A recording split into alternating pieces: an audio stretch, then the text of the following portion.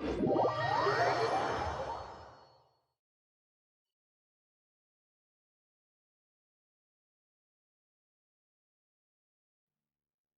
abyss is like the world's shadow. It's always there, and it will never perish.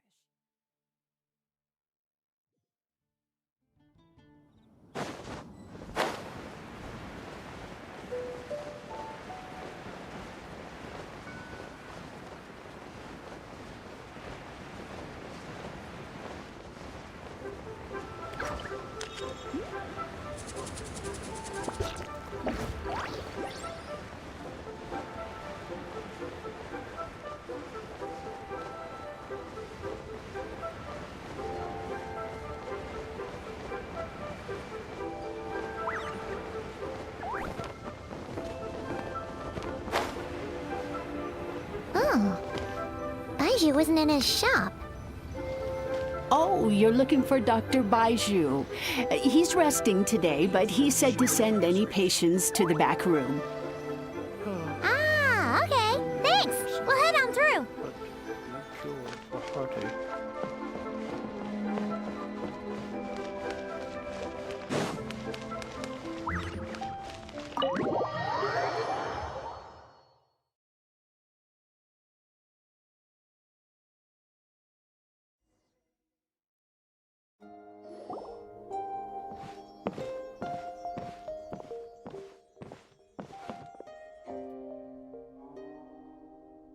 Traveler, Paimon, welcome. What can I do for you? It's the Traveler. He looks absolutely beat these days. He has these huge dark circles around his eyes, like he hasn't slept a wink. And he keeps spacing out. You have to call his name several times before he snaps out of it.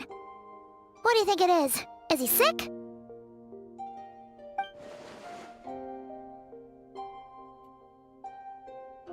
Very peculiar. In all the time we've been acquainted, this is the first time you've come to me with a health complaint. Come, let me take a look at you.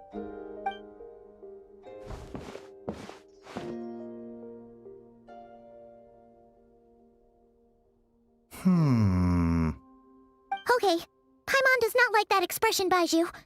It's not serious, is it?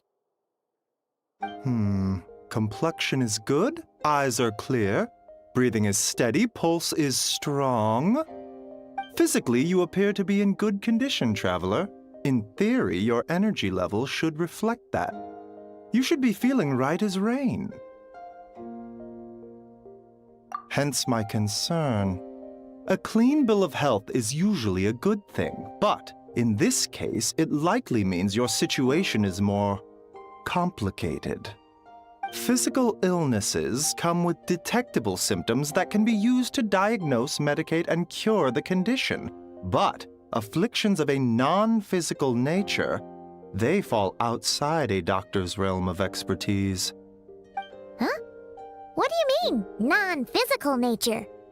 Curses, dark magic, it's hard to say. It could just as easily be a simple case of mental fatigue. Why don't you rest here for a bit? Whatever it is we're dealing with, clues to your condition are sure to reveal themselves in time. Once we know the root cause, we can administer the right treatment.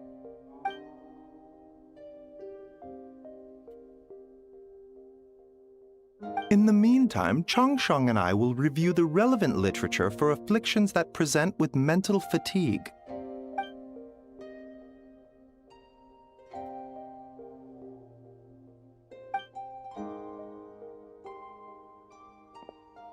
Oh, must be a rare condition if not even Baiju and Changsheng have seen it before.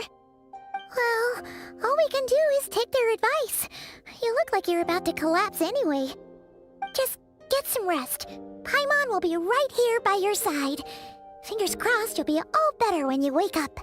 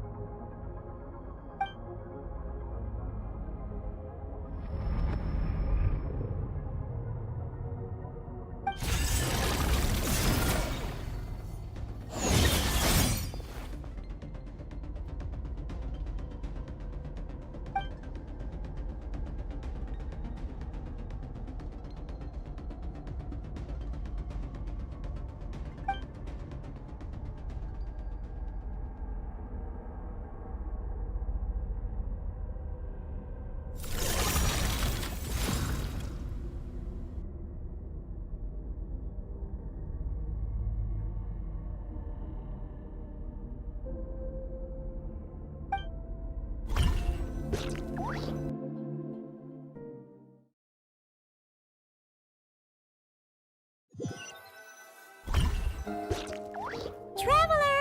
Traveler! Rise and shine! Time to wake up!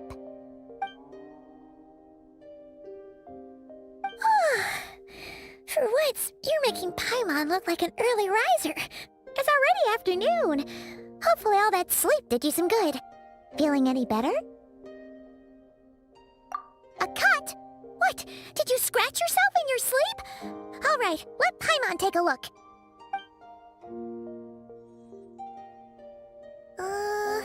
Nope, nothing there. Wait, did you have a nightmare? Okay, don't panic.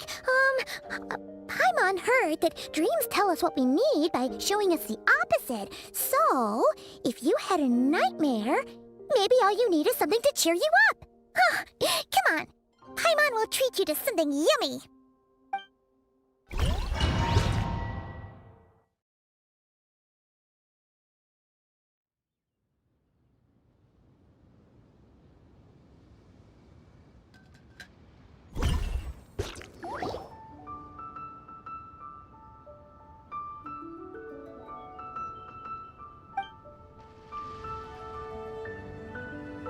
What? So, in this dream, you were trapped in a weird place with thick fog everywhere, and then a spike came out of nowhere and stabbed you in the back? Oh. Okay, well, that's a new one. Are you sure it was a dream? 'Cause from the way you describe it, it sounds like you were really there. But then again, you woke up right where you went to bed. And you were definitely in a deep sleep this morning. Then, it's decided. Paimon will stay up and watch over you tonight. If anyone tries to mess with you, Paimon will beat him up. Or, wake you up first and then we can beat him up together.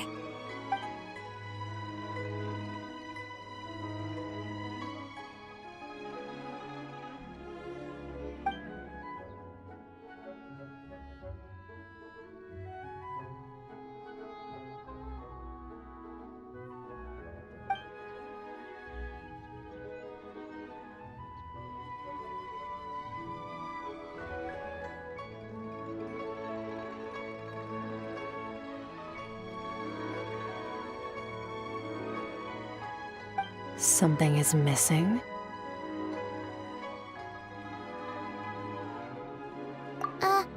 Did you just say something? The flesh remains whole, but the soul is incomplete. Left unresolved, the mind will wither away along with it. Ah! What the? Wait! Paimon remembers you! Your child's master! Skirk? Right! What are you doing here? The last time we saw you was at the Primordial Sea in Fontaine, right? But then we left and never learned where you went after that. Child's been looking everywhere for you, by the way. What brings you to Wanmin Restaurant of all places? You came here looking for us? And were you the one behind that hocus pocus just now? Tell me, what is it that you saw?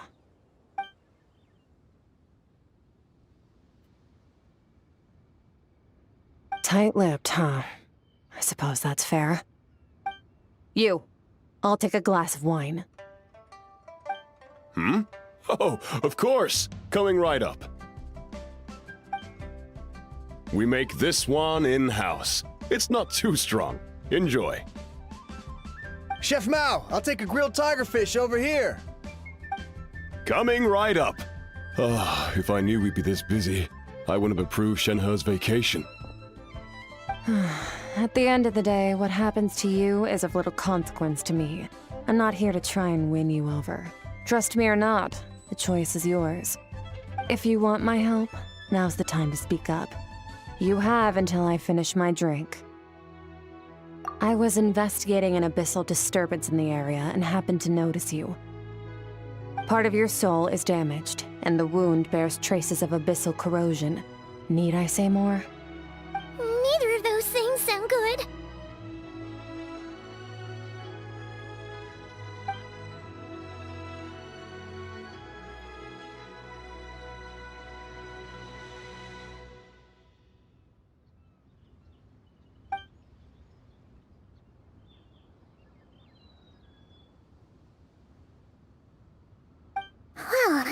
Should we trust her?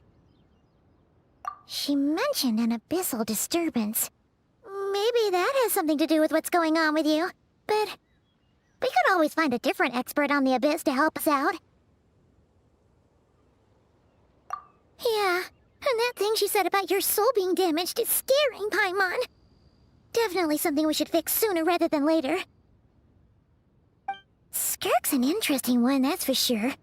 But from what Child's told us, she doesn't seem evil, at least. 1, 2, 7, 10. That'll do.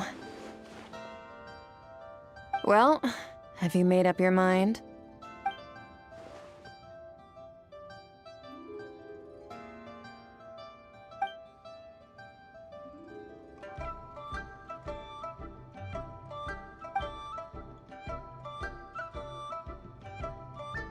So, that's all we know, Miss Skirk. Ma'am, can you help us? So, you couldn't disperse the fog. I understand.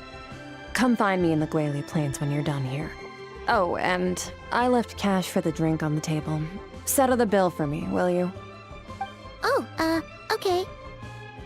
Huh? She disappeared!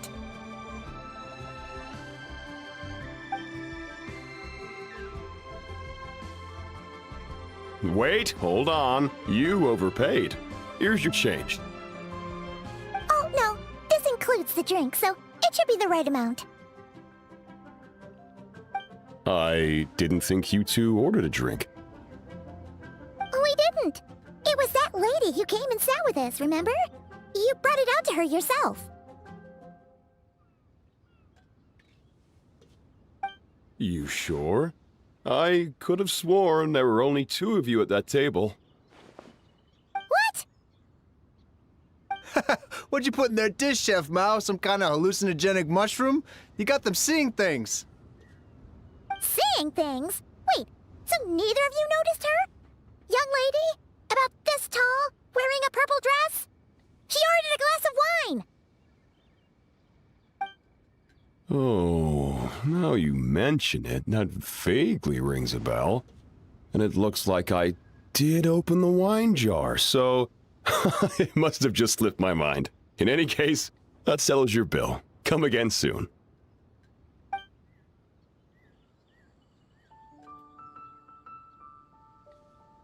Coming! Okay, what was going on there? It's like they didn't remember Skirk being there at all. Even Paimon was half convinced we hallucinated the whole thing. But that Mora she left for us was definitely real. Oh, this whole situation is giving Paimon the creeps. But anyway, she told us to head to the Guili Plains, right? Let's not keep her waiting.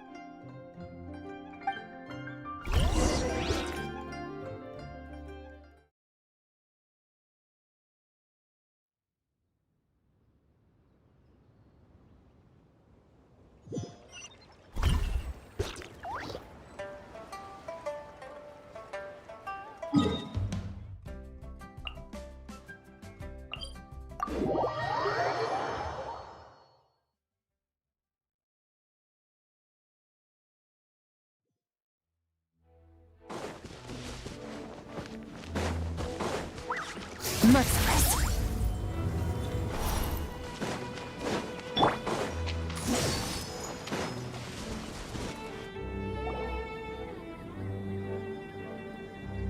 Whoa!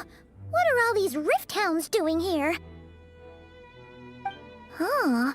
Looks like they're collecting something. Huh. Let's go check it out.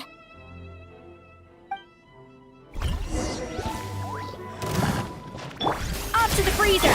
Surprise baptism! Goose on the loose! Annihilate! Mine to wield.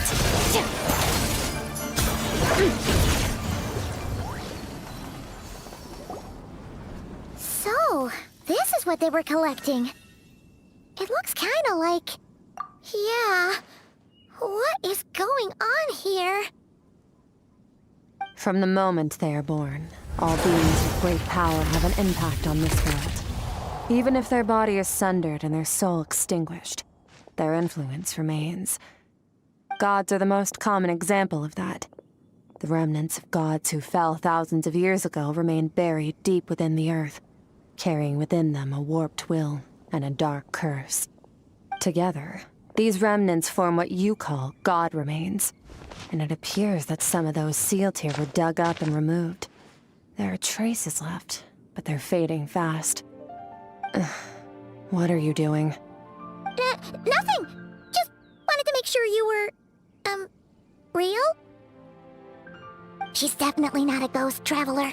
Paimon poked her, and she's solid. Your life hangs in the balance, and that's what you're fixated on? Strange set of priorities.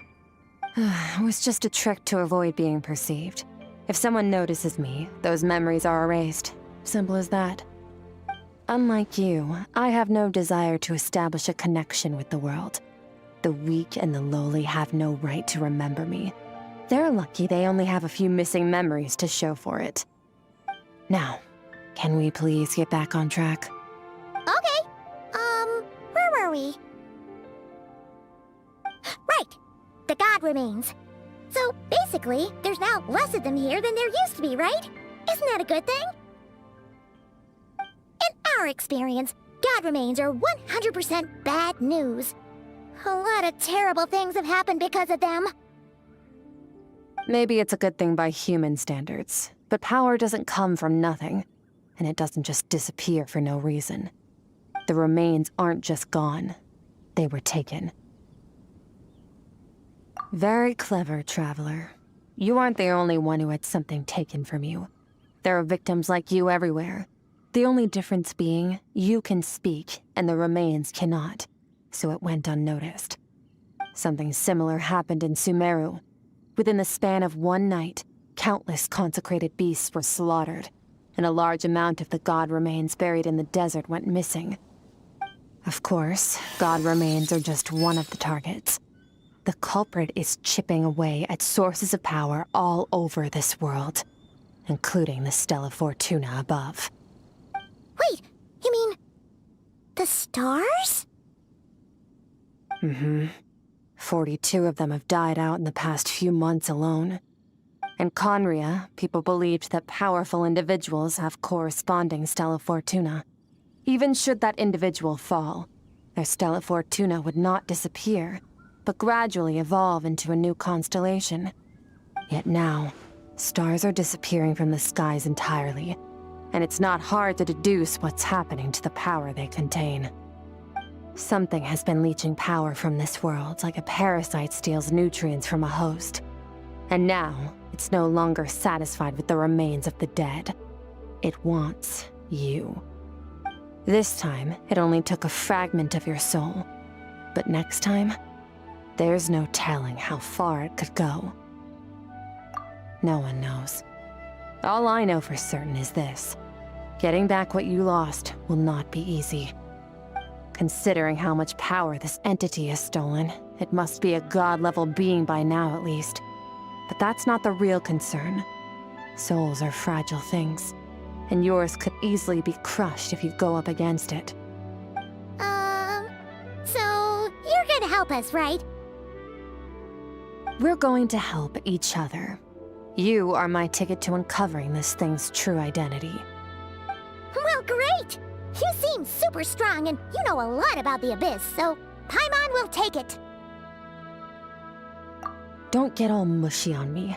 All I'm doing is helping you get back to normal after a sudden crisis. And I should warn you, getting mixed up with me can have unforeseen consequences. We're on very different journeys. You don't want to be in my debt, trust me. You help me uncover the truth behind this entity, and I'll help you recover what you lost. This is a transaction, that's all. You would do well to remember that. Now, come along. Yeesh! You'd think she'd be a little friendlier since she's agreed to help us. But nope, she's just like when we met her in the primordial sea. So cold. Well, whatever. If that's how it's gonna be, then she doesn't deserve our friendship. What she does deserve is a super embarrassing nickname. Ah, Paimon's got it. Frosty the Lavender Melon. Serves that ice queen right. Anyway, the important thing is that we get that piece of your soul back. So, let's follow her and see what sort of plan she's got.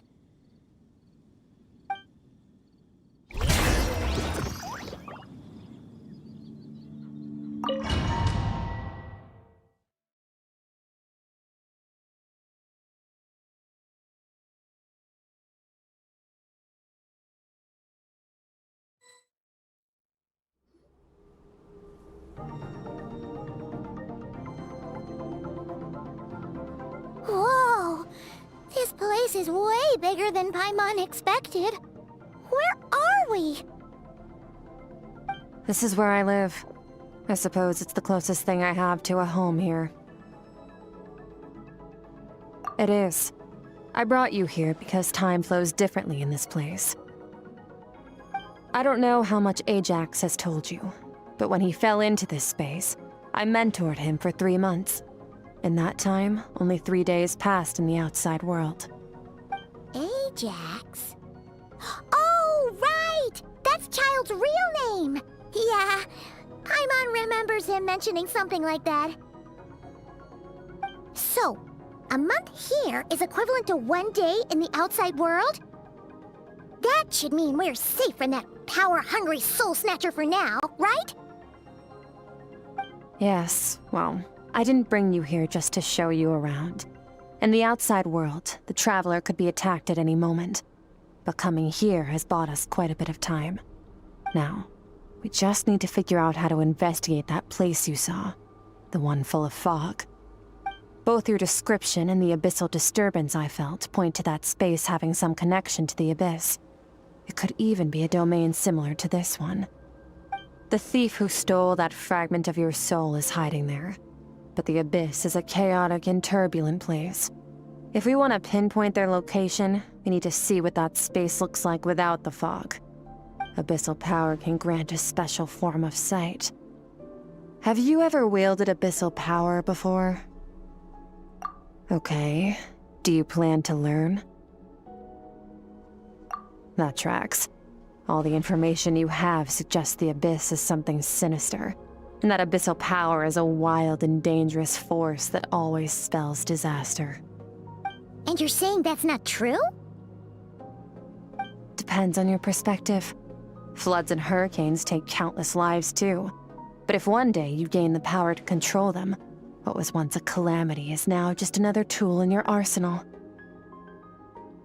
I'll respect your opinion, though. Just means we have to turn to the second best option.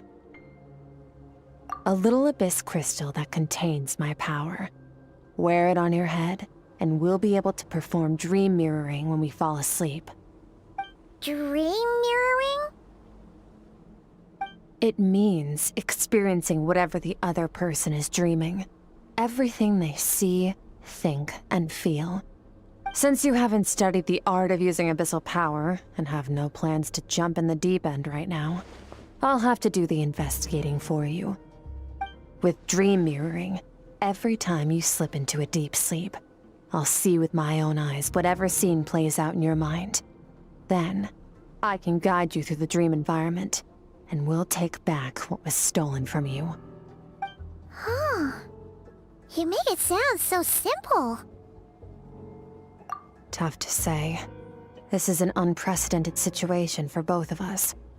Even assuming we do manage to find where this entity is hiding, like I said, getting your soul fragment back won't be easy. To play it safe, I need to give you some special training first. Wait, you're gonna teach him some of your martial arts? Does that mean the next time we see Child, we have to treat him like our senior?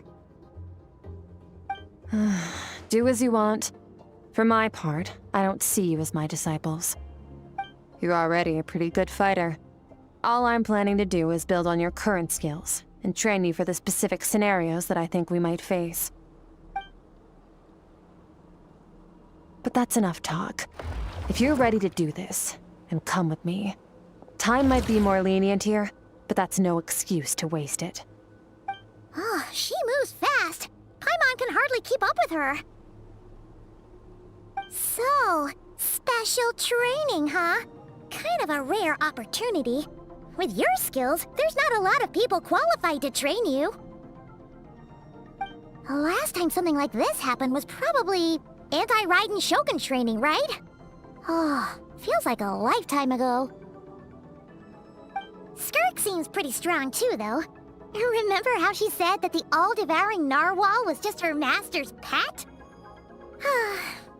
Maybe we really will learn something here.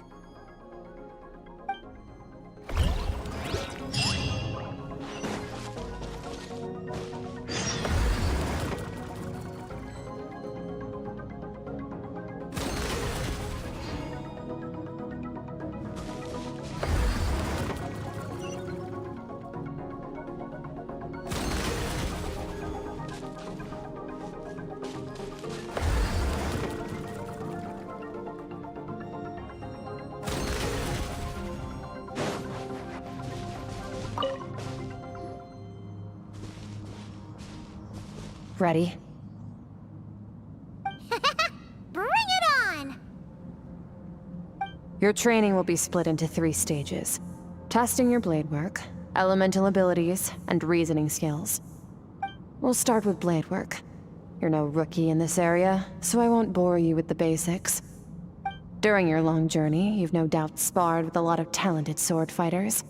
Consciously or not, you will have picked up all kinds of techniques from them. You bet!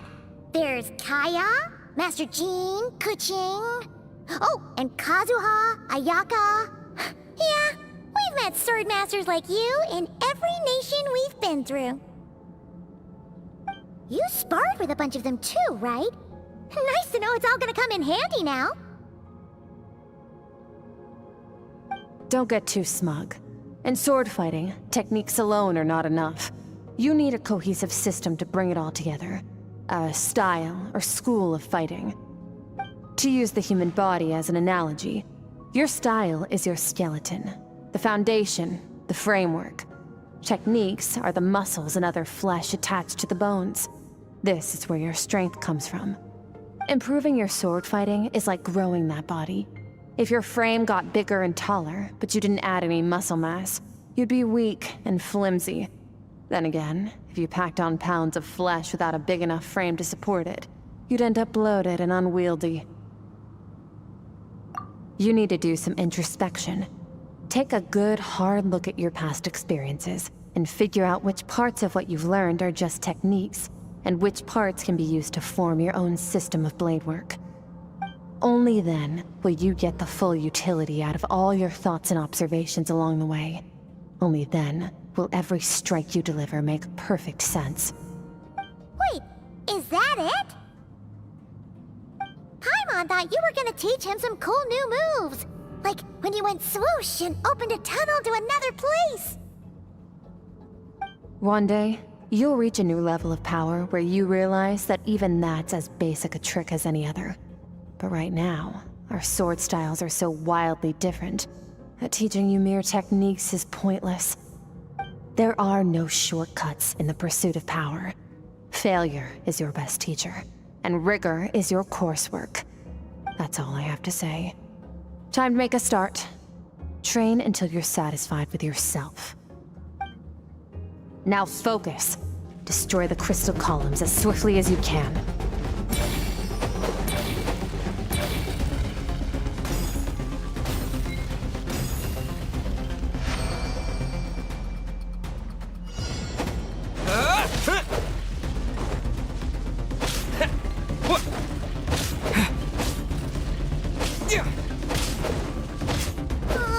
This is making Paimon's head spin. Hang in there, traveler!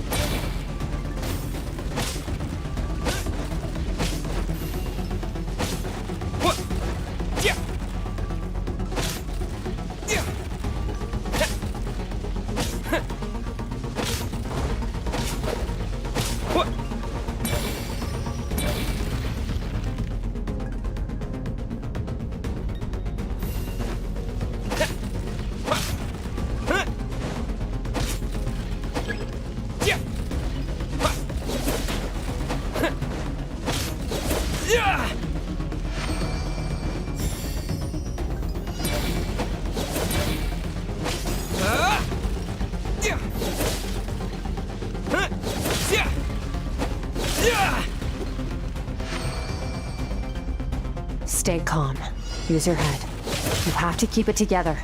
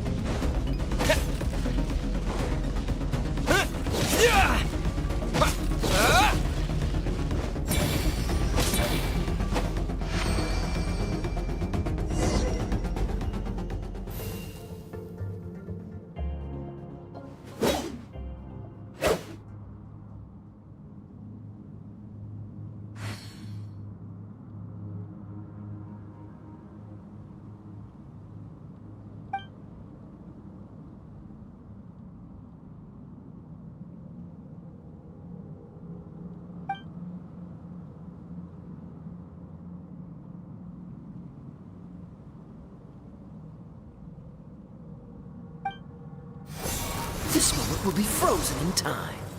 Cut to the chase. Consider a moment of true mastery that you've witnessed in another person, and ask yourself, what lies beneath the surface?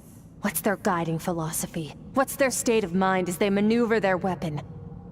Now take that and practice it right away with speed, skill, and strength, over and over, until your hand is one with your mind. This is the only path to true growth. Step on up. Dance with the waves.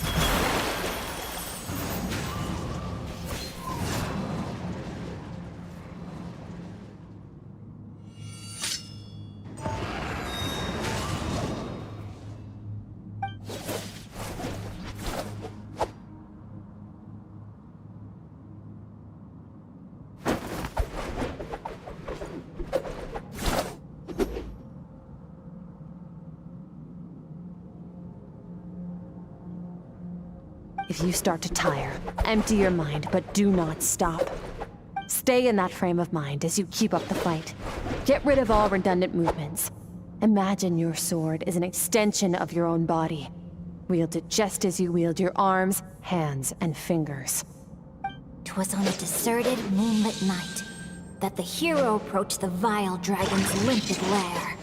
Ring cutter. Feathers fleeting wet, the white heron treads water, a sight without flaw. Master of Inazuma Kamisato art Tachijutsu.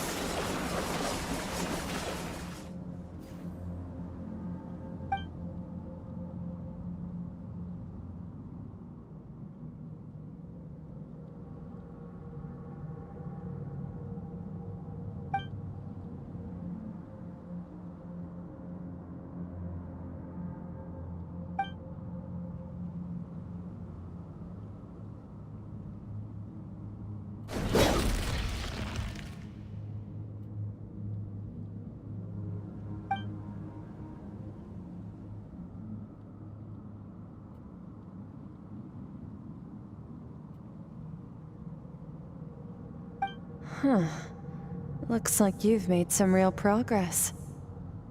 That concludes your training session. Awesome! Paimon knew you could do it! How do you feel? As you should be. Time flies when you're training hard. You've actually been going for several days now with no rest. Yeah, meanwhile Paimon's had a whole bunch of naps. But you were so focused, she didn't want to interrupt you. Go get some sleep. I'll be doing the same very soon. Let's hope you see that foggy place in your dream, so I can get this investigation over and done with.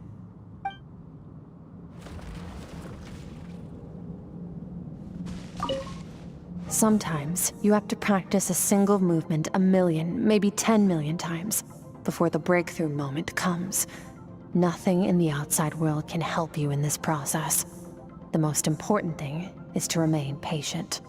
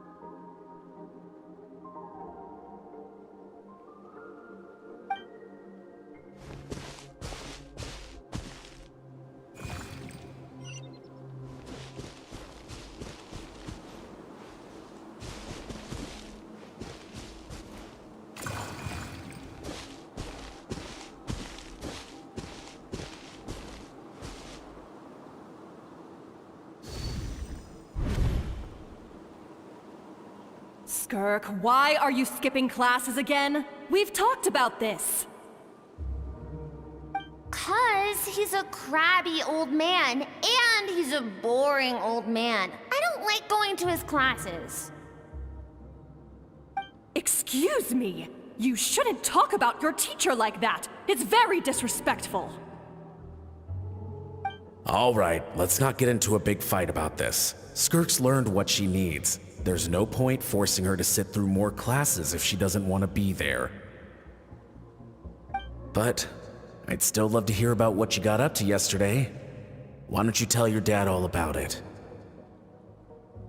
I went diving, and I saw this huge fish. I never knew they could get that big. It looked kind of dumb, though, with that stupid big fat head. I tried to shake its fin, but it just spat water at me. Oh, and today, I'm gonna go to that prairie up north. There's supposed to be this giant bird there that can spit fire.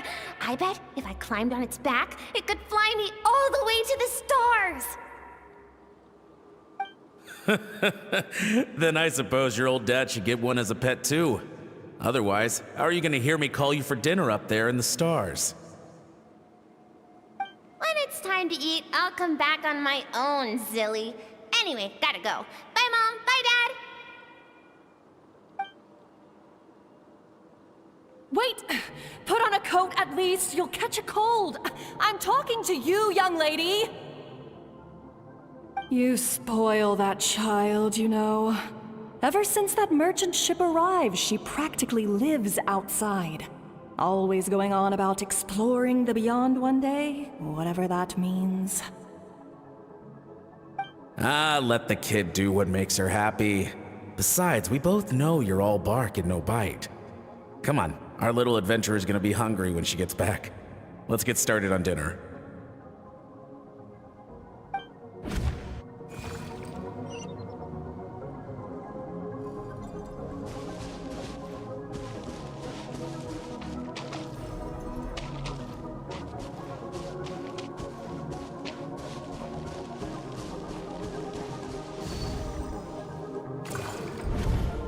The stars shimmer high above.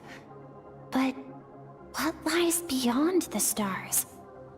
Mountains as far as the eye can see? An endless snowy plain? Or maybe buildings taller than the sky, like the people from the merchant ship said? I can't be the only one asking these questions. The universe is fascinating. If only I could meet some other people like me. We could set sail together and explore every corner of the world. I'm sick of being a kid. There's so many amazing things out there, and I'm ready to see them all. But for now, I'm starving. Better get back.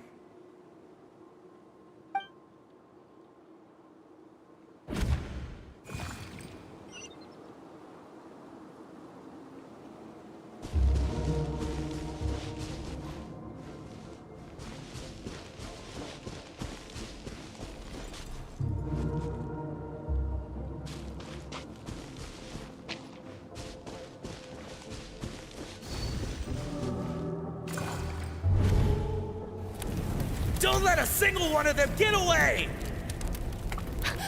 No, please, spare the children! Stay back! They're coming! Run! Help! Eliminate the threat. Take... Don't be scared. Ah! This way! We'll never make it! Fire. There's fire everywhere. What happened? I told you we shouldn't have trusted these outsiders!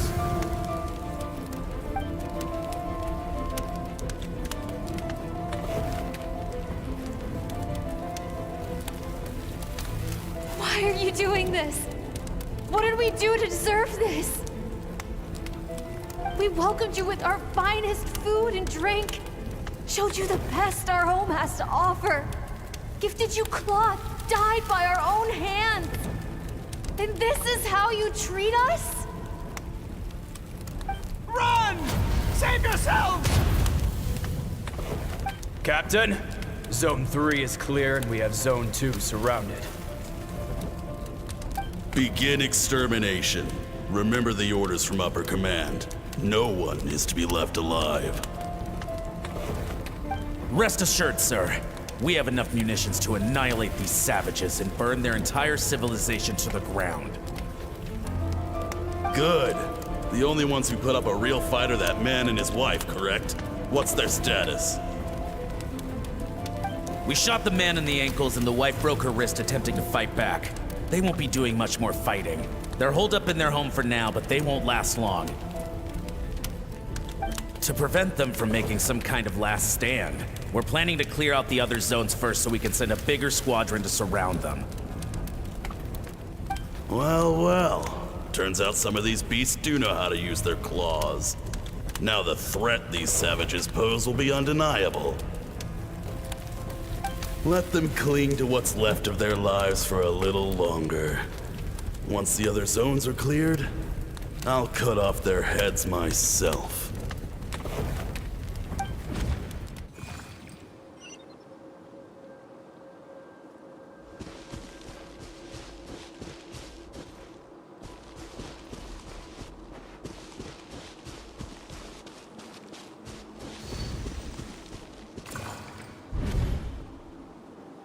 Dad? Mom? Skirk, you're all right? Thank heavens. I'm so happy to see you, sweet girl. But you need to go. It isn't safe here. They'll be back any second. What happened? You're bleeding a lot. Dad?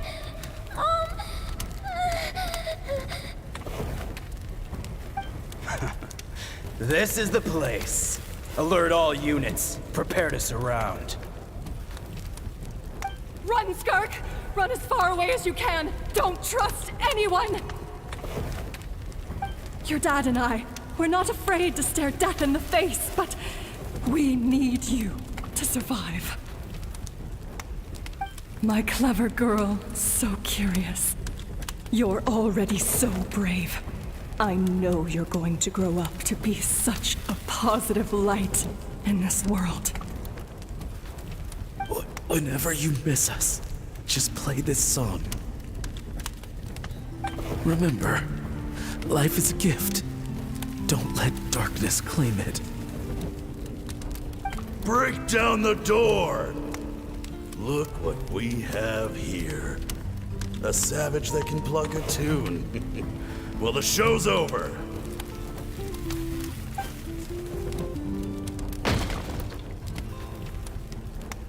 You! Stop singing! Shut it! I said shut it or I'll make you! Fine. Have it your way!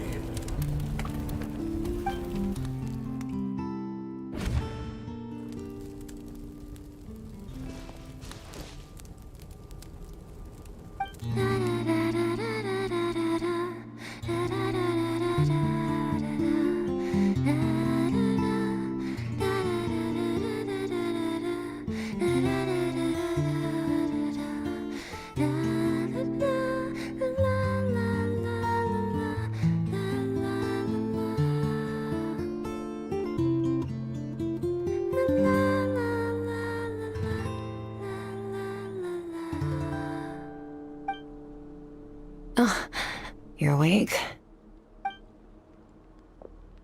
I found a few clues while you were asleep, but it's only a start. Now, time for the second stage of your training. This time, the focus is elemental energy. Come find me when you're ready to begin.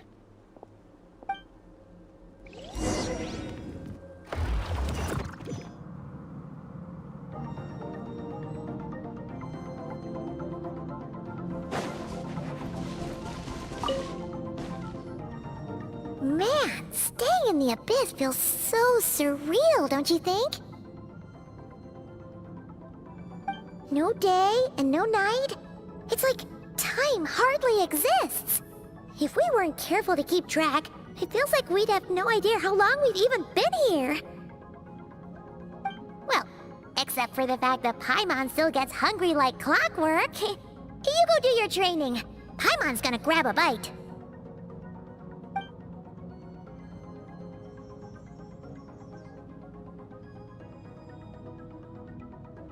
The way I see it, the pursuit of power is divided into 3 stages. The first is mastering the use of standard weapons. Next is learning how to harness natural energy. And after that, you're free to challenge even higher dimensions. The natural energy of Teyvat is, of course, elemental energy. But that's not my area of expertise. I draw from a different source of power. Abyssal power, yes. Also known as the power of the Void Realm. My master, Sertologi, is a true expert in that area. After all, he was one of the group of 5 that infamously stole the all-encompassing power of the Abyss, an act for which the people of Conria gave them the epithet, the 5 Sinners. The elemental energy of Teyvat, on the other hand, is derived from the power of the Light Realm. These 2 forms of energy exist in direct opposition to each other. Suffice to say, there's not much I can teach you this time. A keen observation, traveler. Call it respecting local norms. The Abyss stands in direct conflict with the will of this world. So, to make my life easier, I disguise my power to make it appear cryo-like in nature. It's a technique I learned from some Conrian ruins, known as the 7 Shifting Serpent. If you ever change your mind about delving into abyssal power, I can teach it to you. So I've heard. You seem to have a knack for removing abyssal power. But is purification really what's going on there? Like I said, power does not simply disappear. Just thinking out loud. Let's focus on your elemental training. That's what's gonna help us if the situation gets tricky. True growth comes from adversity, but only if you make the choice to pick yourself up again every time you fall. So, it's time to push yourself to the limit, and then keep pushing. This is the only way to advance at pace. Use the power of Animo to clear the field as fast as you can.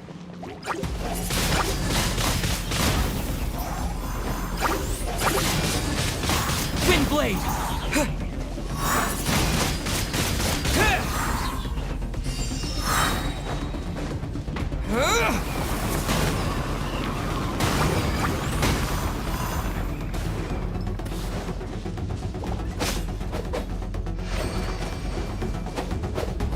Observe your surroundings. Look for things you can use to tilt the scales of success in your favor. Windblade!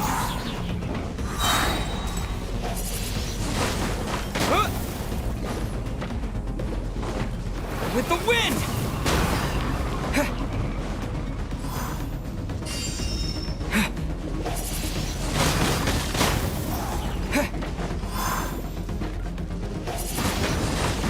Windblade!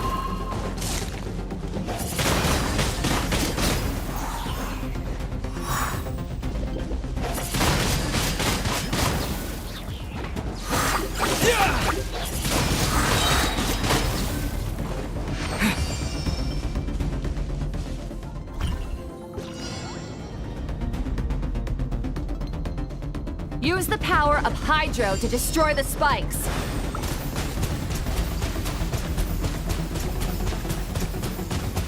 Water jet! Water jet!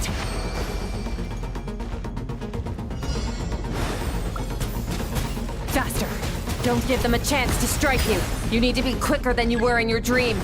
You can't afford another injury like that.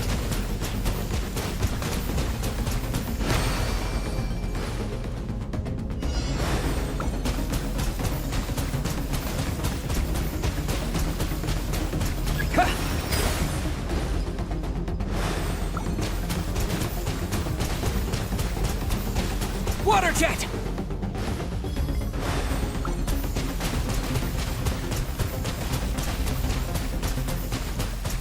Go!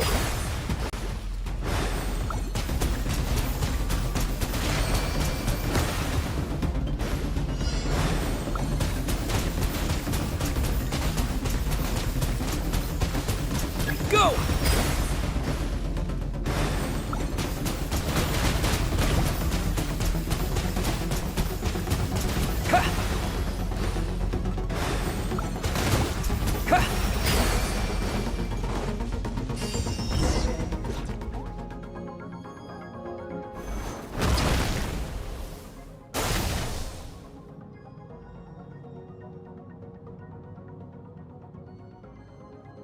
You need to understand what makes you special. The ability to wield elemental energy without a vision and switch between the elements at will. It means your aspirations need no approval from the gods. Your power is not bound by the rules of this world. So be bold. Do not be afraid to chart your own path.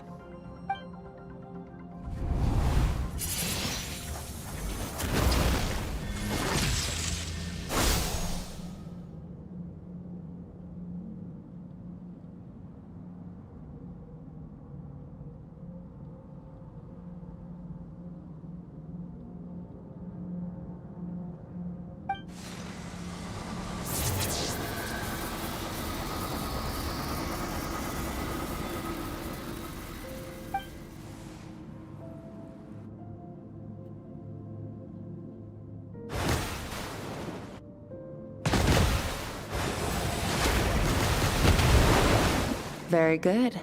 It seems you've reached a deeper level of connection with the elements. Long enough for you to lose yourself in your training, which is a good sign. Relentless practice with the elements has drained all your strength, but it's also what allowed you to make progress. Get some rest. When you wake up, we'll proceed to the final stage of your training.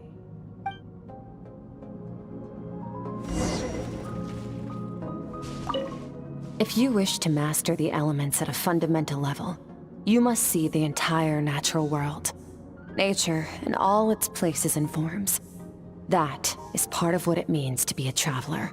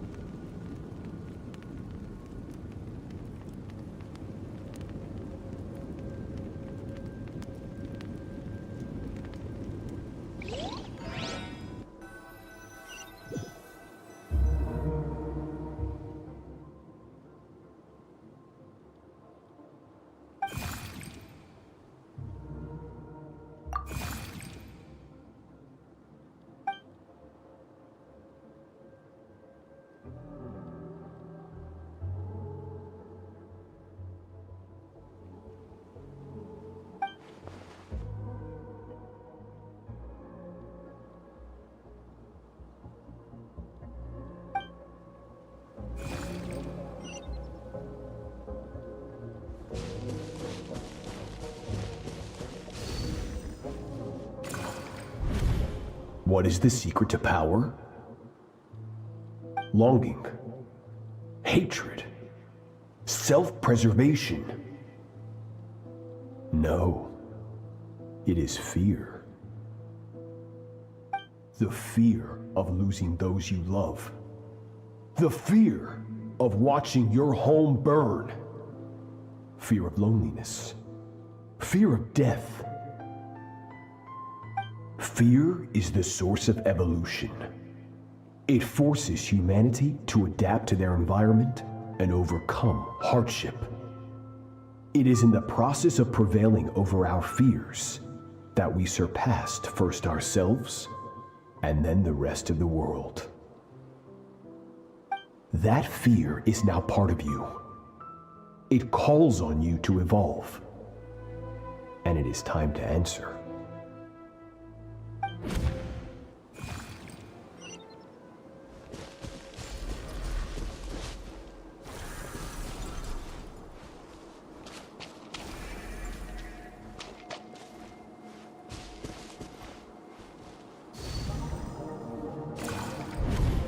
Any minute spent missing home is a minute wasted. Practice your sword work instead. Do not make me tell you twice. But, Master, I can barely lift the sword anymore. If I keep going, I feel like my wrist is going to break. So it has not broken yet.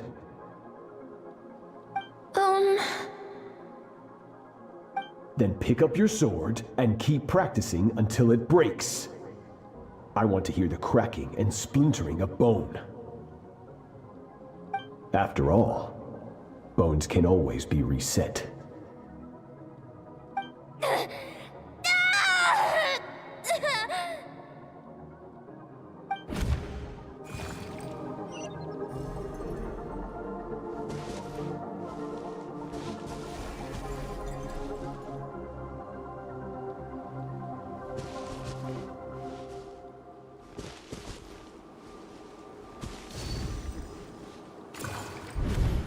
Good, Skirk. Once again, you survived. How do you feel? Cold. In pain. These are signs that you are adapting to the abyss. Each time the flesh is torn and the spirit crushed, each time you claw back from the brink of death, you become stronger. I now understand why these people sought to destroy your homeland. Your potential goes beyond even what I could have anticipated.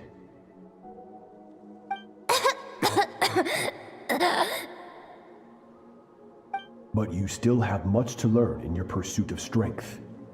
Your mind is rife with distractions. From now on, I shall show no mercy in your training.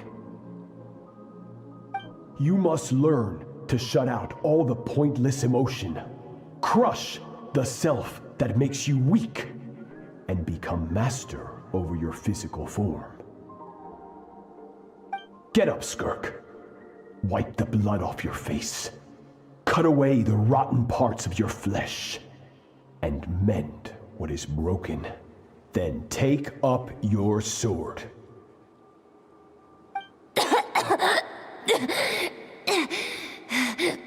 Yes, Master.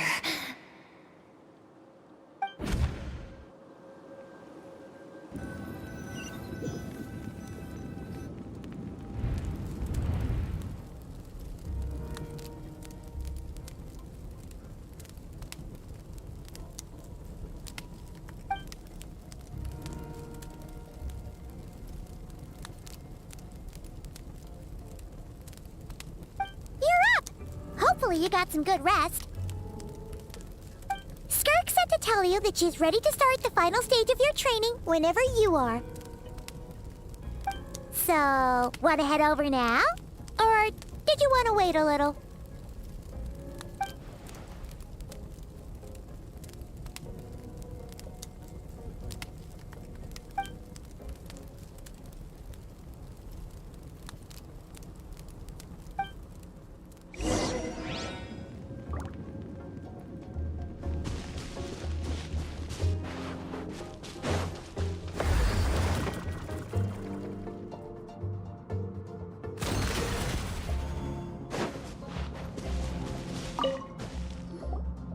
From your training so far, you have gained better command of the sword, and more control over your elemental abilities. That's only part of it. Experience is the real teacher. Your journey, the friends you have made, the dangers you have faced. These have taught you more than I ever could. Now, it's time to focus on how you react under pressure. You must be able to think rationally, even in unpredictable combat situations. To simulate this, I'm going to attack, and you're going to block. Ready?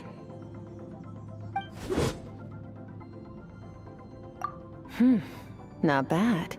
That defensive stance looks near unbreakable. Just like your sister. That reminds me. You still don't know what happened to her, do you?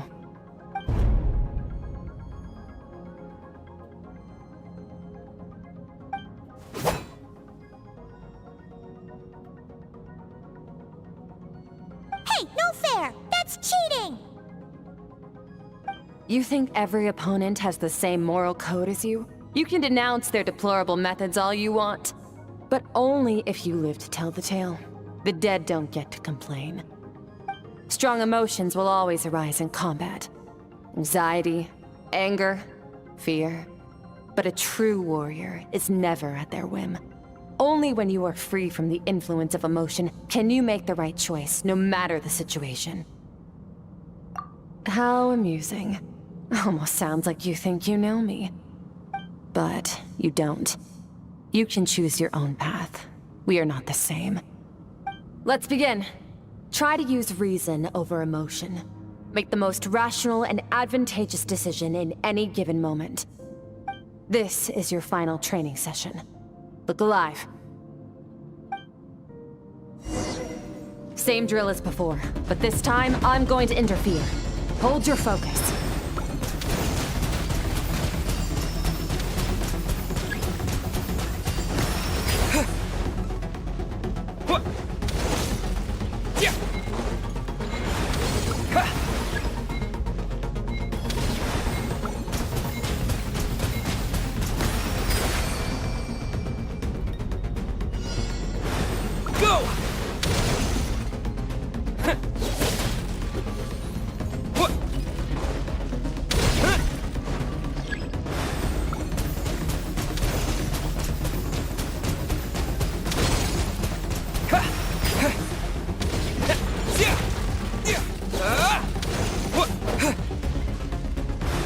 Water jet!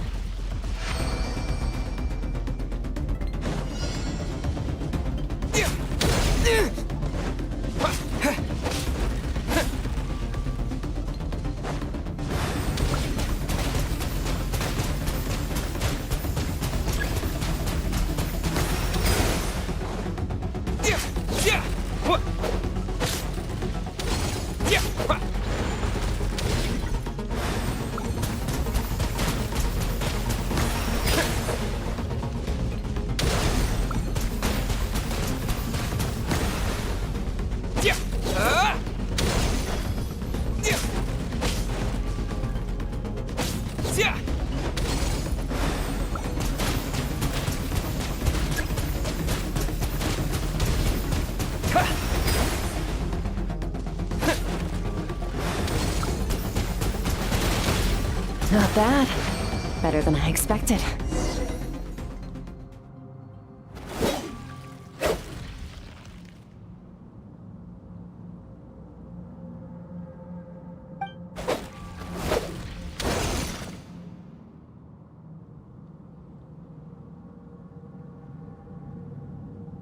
You're getting the hang of it. The first step to controlling your emotions is controlling your mind. You want a unified train of thought. It all comes down to focus.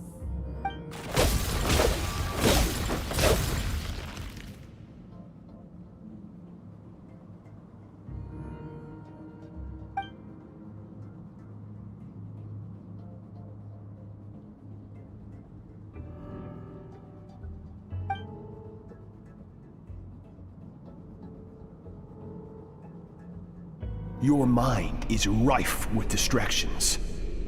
From now on, I shall show no mercy in your training.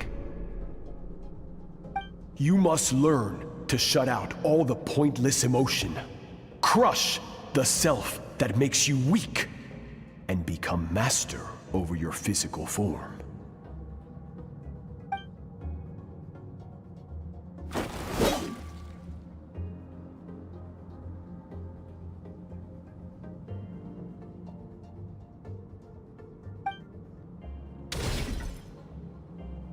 Stop. Let's pause here. One look, and I can tell your mind has wandered. That's to be expected. There's a limit to how long a human being can concentrate on one thing. Staying calm and focused sounds simple in theory, but in practice, it's more demanding than sword work or elemental abilities.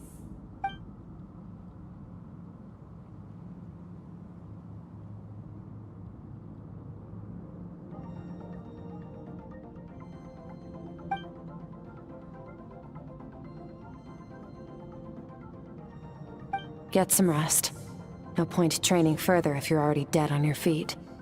Like I said at the beginning, the only goal of this training is for you to reach a point that you're satisfied with. You managed to push past your limits, which is a good start. You can be proud of that, and sleep well knowing that you've earned it.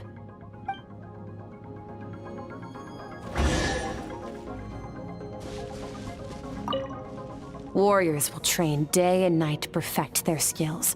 But when the battle comes, their fate may be decided in a matter of minutes.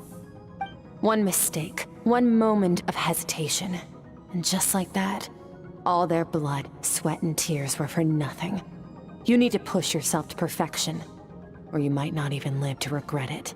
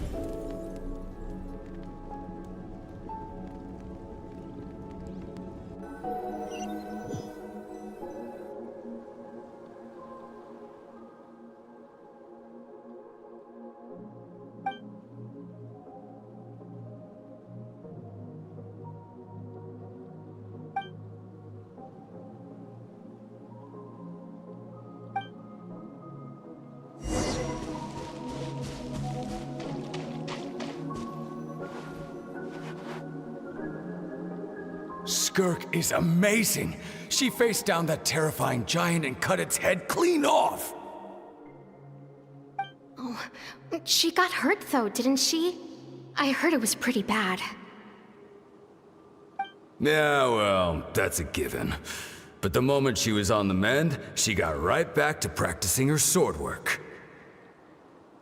I heard Master suffered a grave injury once too. Lost an arm and a leg and still came back stronger than ever. Skirk's becoming more like him by the day. Incredible. I wonder if I'll ever reach their level. They're always so resolute, so unshakable.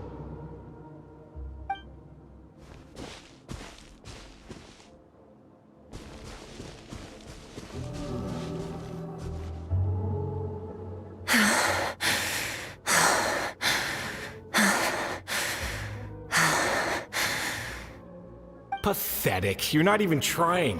You're so much weaker than you think. Skirk, have you become a positive light in this world?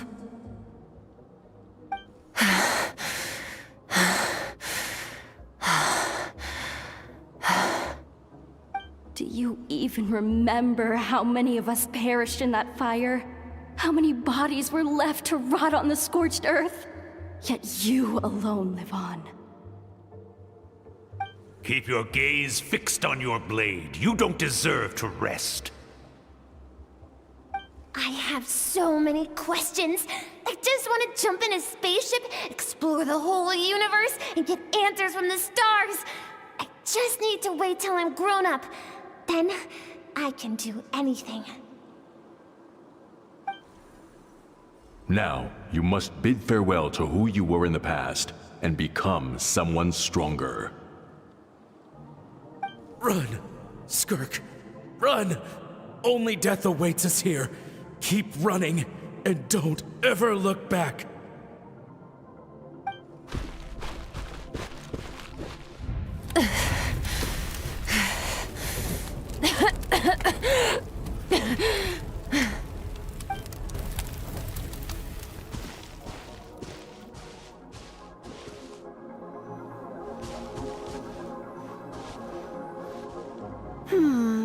Let's see here.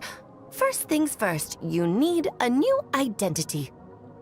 Going around telling people you're from somewhere beyond the stars won't do, now will it? How about saying you hail from beneath the earth instead? As the Conrian saying goes, venturing out into the universe and down into the abyss are the same in that both are braving the dark unknown. Well, I'm a visitor on this planet, so I'll follow the rules.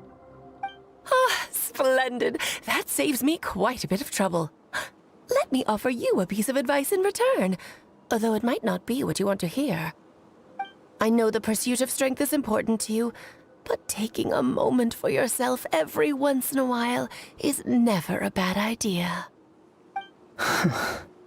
Ignore her existence for too long, and there will come a day when you can no longer hear her voice.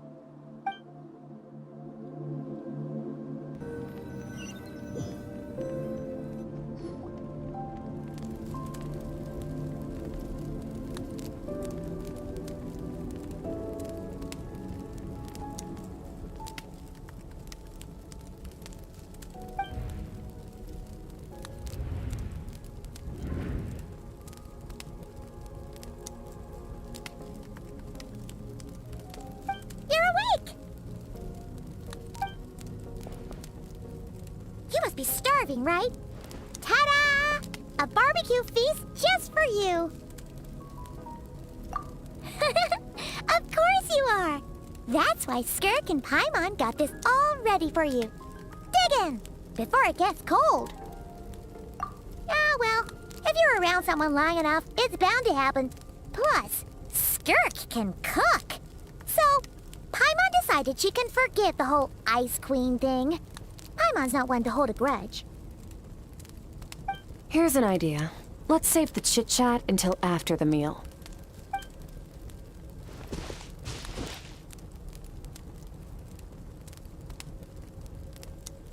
Ugh, so full.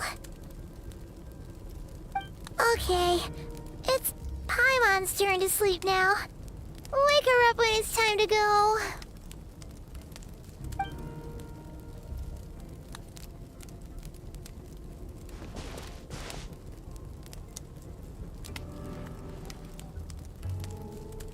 I have good news.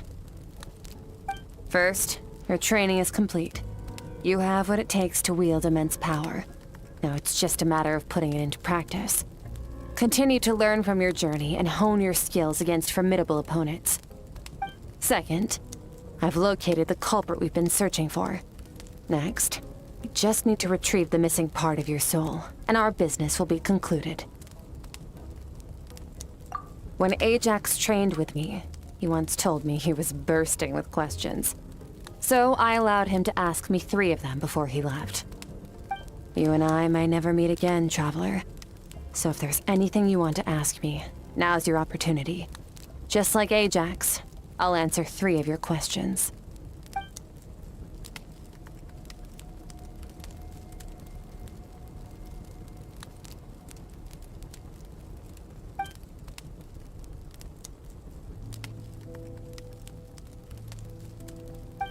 Okay, not the angle I was expecting. What makes you ask that?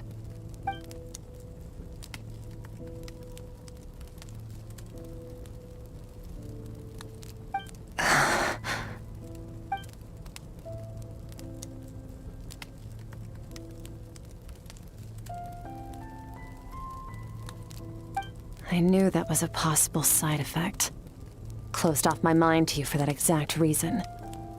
Even with the dream mirroring, you should have seen nothing but endless darkness.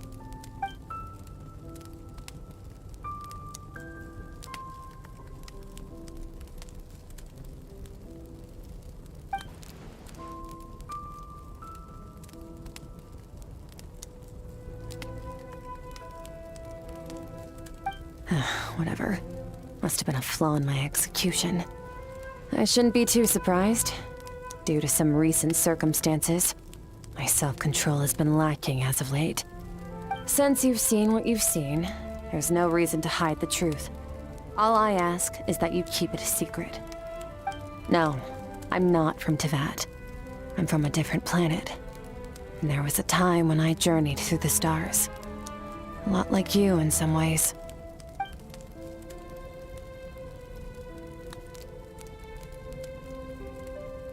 No, we're different in that respect. You're influencing the fate of this world. But me, I'm just passing through. Several hundred years ago, my master, Sertologi, opened the border between worlds and sent me here. But this is not my home. And one day, I'll return to the vast unknown of space. So, there you have it. On to your second question.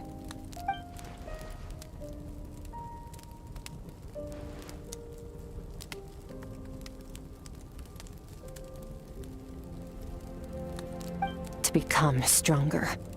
For certain reasons, I need to bridge the power gap between me and my master as quickly as possible. But first, I need to understand the source of his strength. To do that, I need to follow in his footsteps, walk the path he once walked, and somewhere along the way, I'll find out how to defeat him. That is my sole focus and purpose. Okay. You have one question remaining.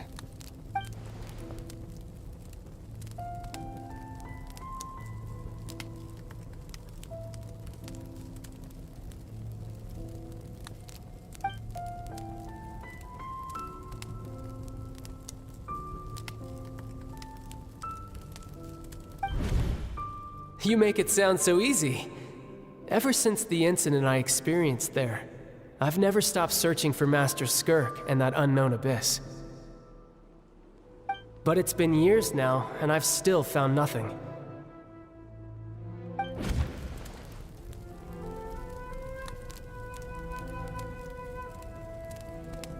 Well, your last question?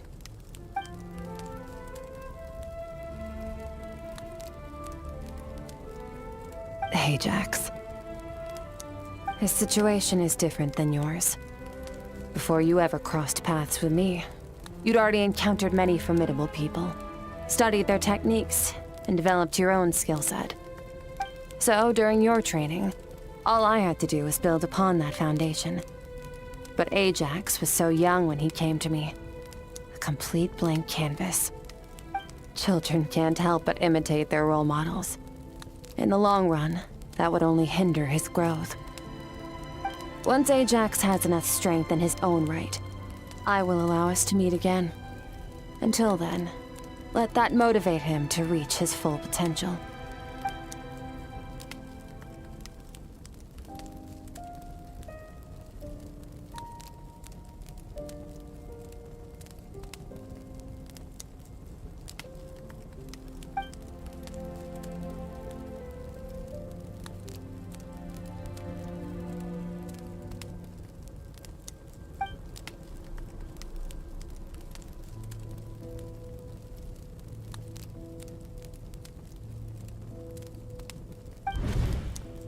Unlike you, I have no desire to establish a connection with the world. The weak and the lowly have no right to remember me. They're lucky they only have a few missing memories to show for it.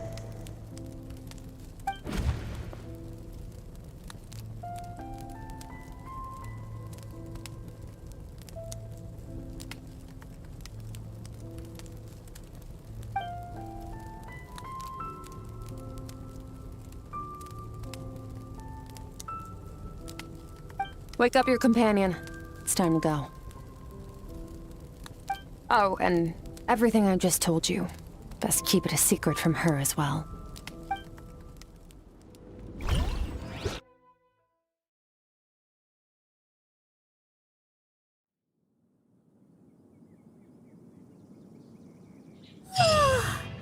Time to go. Oh, finally. Where are we headed? Just follow me. I'll open an abyssal rift close to the culprit's location. It will take us to where he's hiding.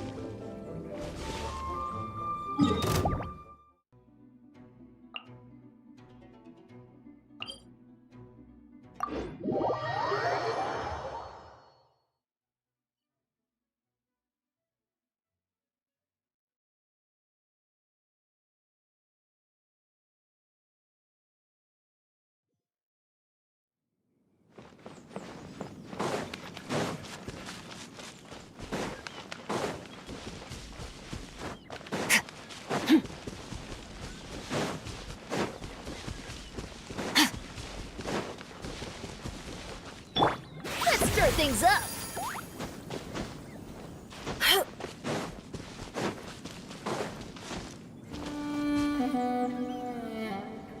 Wait, this is near the chasm, right? Yes. If we enter from here, we'll be able to reach that place from your dream. You have some experience with abyssal domains by now, but still, this is someone else's territory. Best to proceed with caution. Don't worry, Paimon's an expert at hiding behind other people for safety. Oh, but, that means you need to stay safe, traveler. All right. Remember your training. Time to put it to use.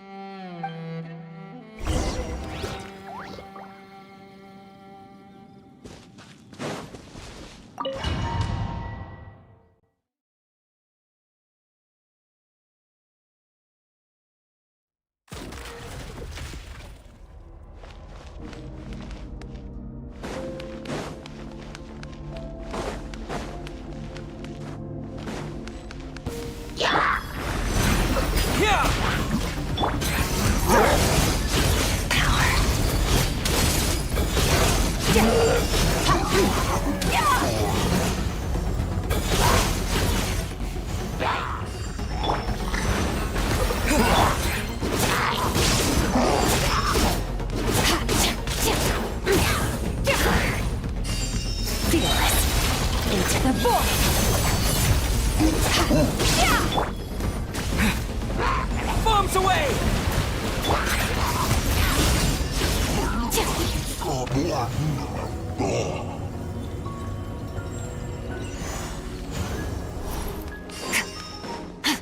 Whoa! Look at all these spikes! Careful! Don't get hit! You know what? Paimon's just gonna float behind you. Come on, you got this!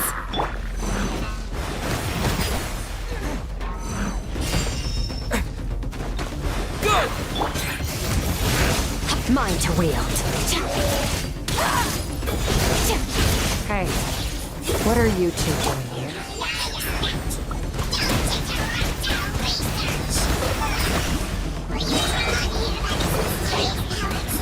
Dusty, like an abandoned house. Let's press on.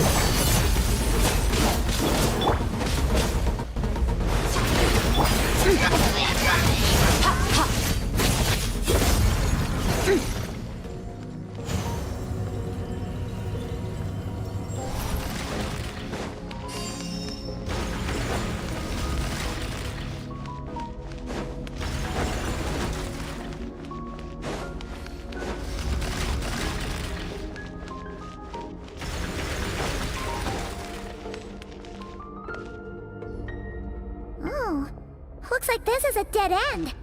Did we make it to his hiding place? Ugh, this fog is making it impossible to see anything! This should be the place where you were attacked, traveler. The missing part of your soul should be nearby. Can you sense where it is?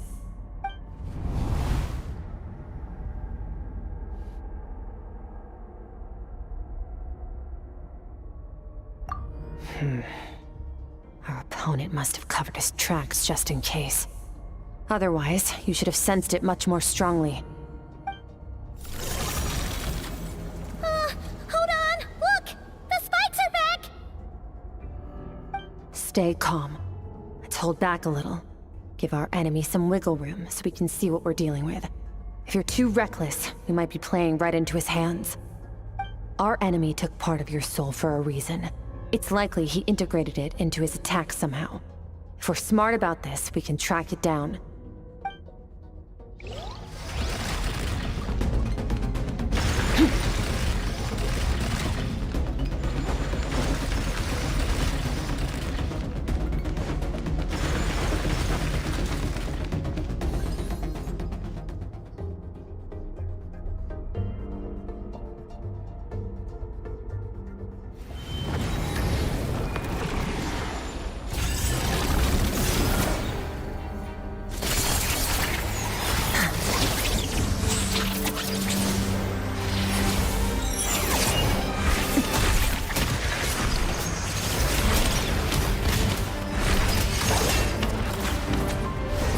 From the start, the attacks have been focused on me.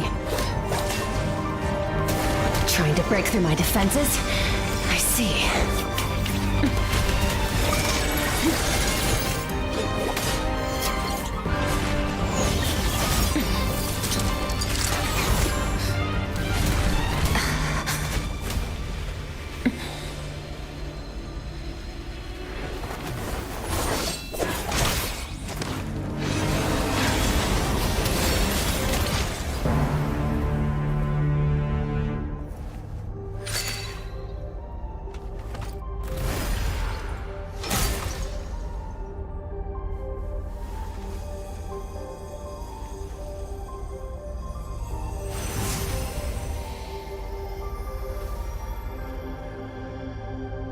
There. I got it back. Traveler! Skirk! What happened? It looked like Skirk just got...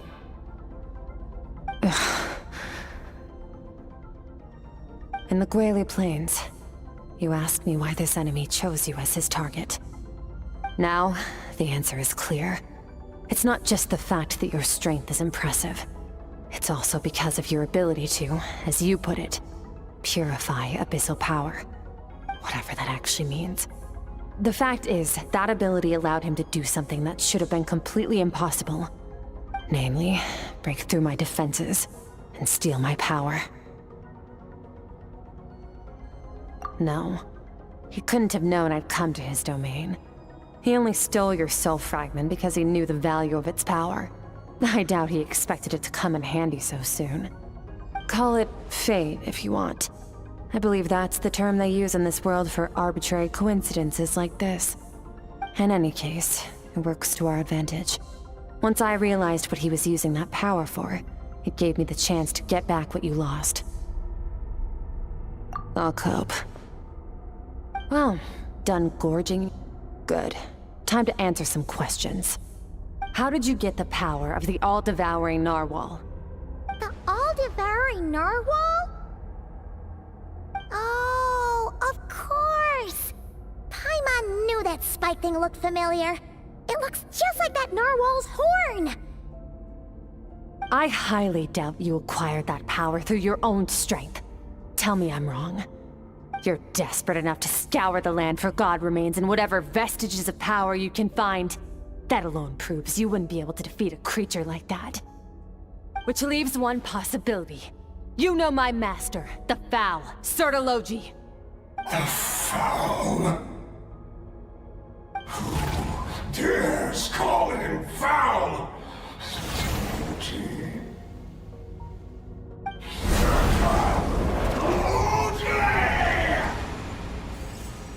What's wrong? Bit off more power than you can chew? You're struggling to hold a basic conversation. Just a little longer. I'm still...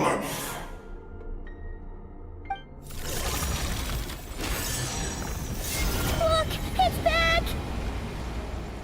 Those obsessed with power will let it devour them before abandoning their pursuit. Keep calm and use reason to decide the best course of action.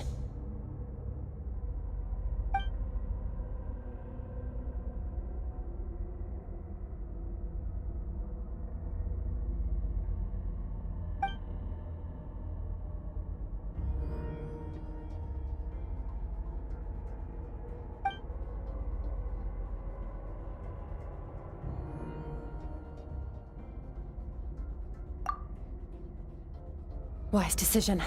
Final victory doesn't always come after a single battle.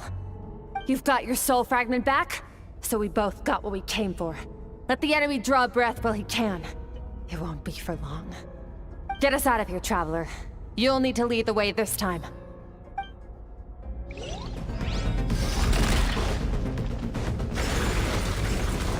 Skirk, is your shoulder gonna be okay?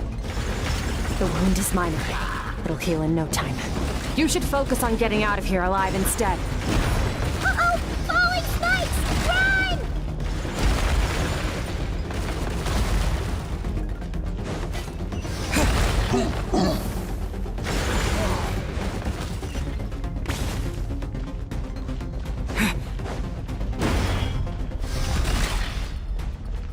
Watch out!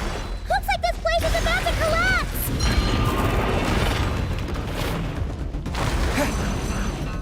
So, this guy's power has something to do with the all-devouring narwhal. Did you know that all along, Skirk? I had my suspicions. That's why I decided to investigate in the first place. But suspicions only get you so far. I needed to verify it for myself.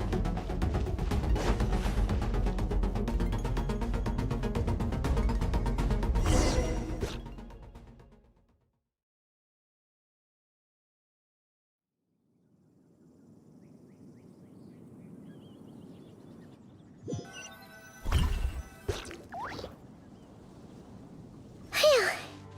Oh, we should be safe here, right? I no longer sense his presence. Can't have followed us out of that abyssal domain. Weaklings like him will find that my power is not so easily controlled. He won't be leaving that place until he's managed to digest it.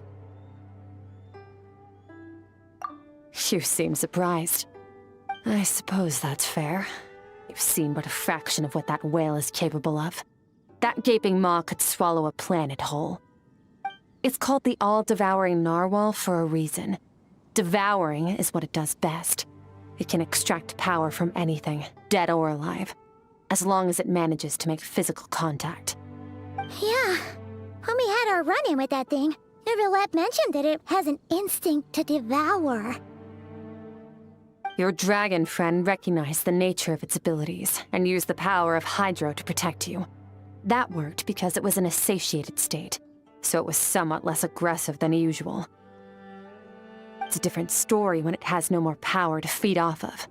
That's when its true voracious nature kicks in. It could devour everything on the planet in that state, which is why I cast it into that void space. But I hadn't counted on there being anyone left on this planet capable of wielding its power. To me, that says he must have encountered the whale a long time ago. Meaning, he must have known my master. Exactly. It told me everything I needed to know. Hence why I said we both got what we came for. And I believe that brings our transaction to an end. Now that you're whole again, you can get back to your own journey. I'll handle the rest of this situation myself. No way! We can't leave now! Something was stolen from you because of us. We have to help you get it back. This isn't my first taste of failure or losing power. When you fall, you get back up again and become stronger. That's how it is. But what if that monster finds you before you're all better? Plus, how are you gonna get home? It's not like you can just go swoosh and open a door to the abyss again. Not without your full strength. So, sticking with us for the time being doesn't sound so bad, does it?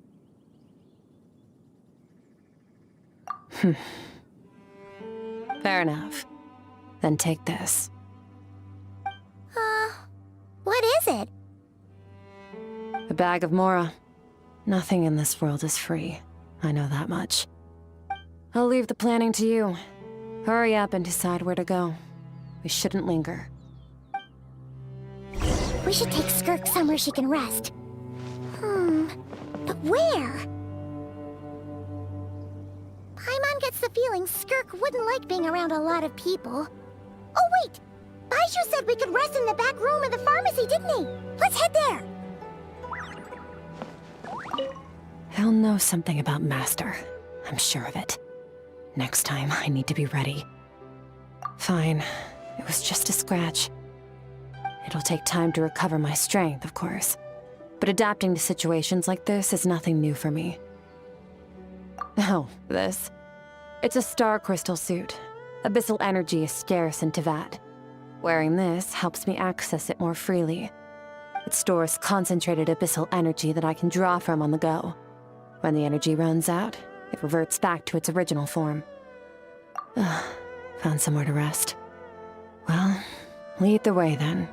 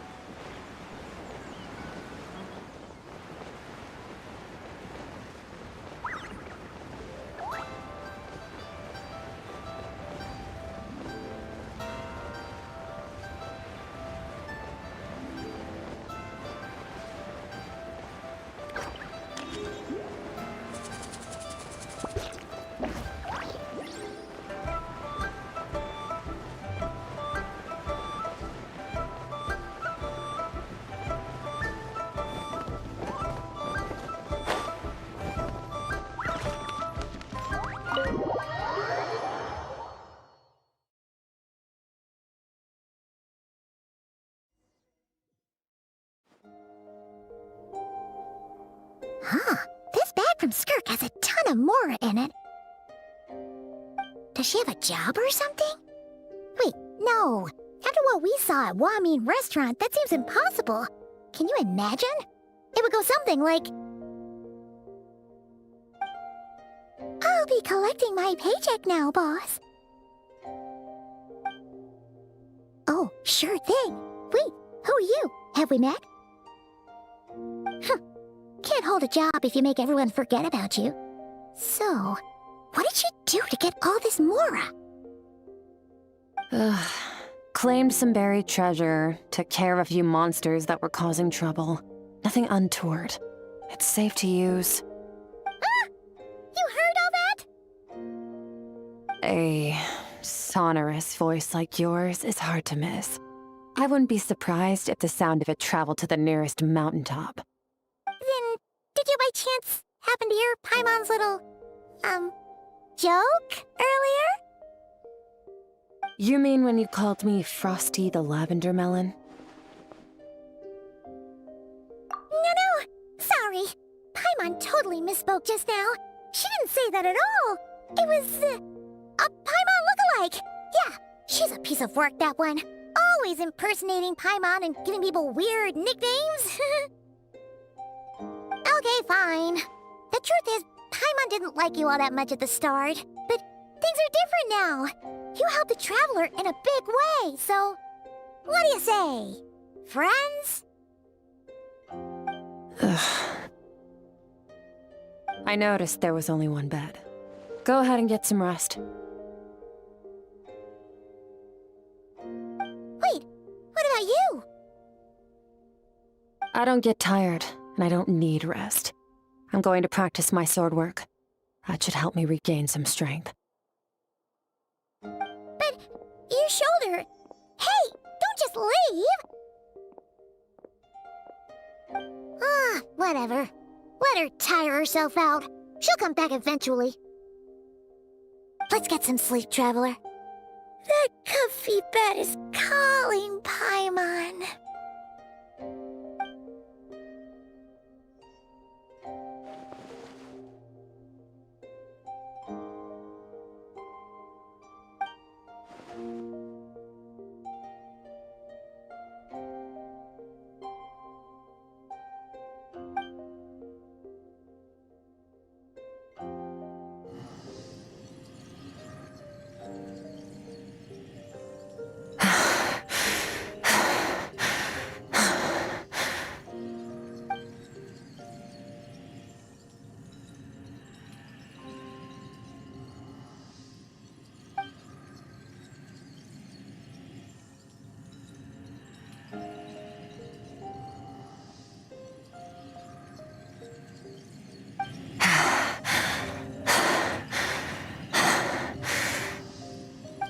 quiet.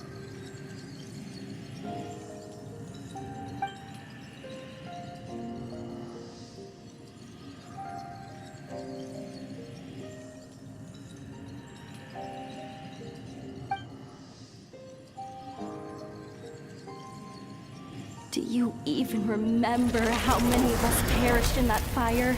How many bodies were left to rot on the scorched earth? Yet you alone live on.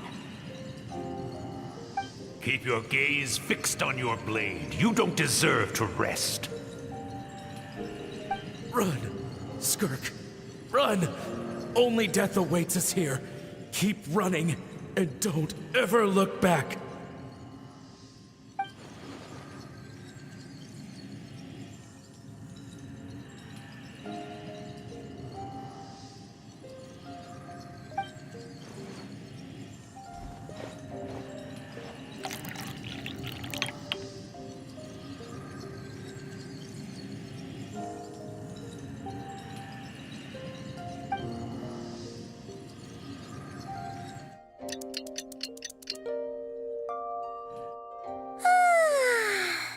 Getting an early night's sleep is the best. That bed was so comfy. Wait, Skirk? Have you been sitting out here the whole night? The bed's all yours if you want it.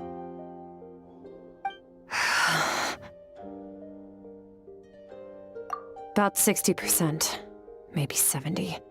Whew! Paimon thought it would take at least a couple of days. That was fast.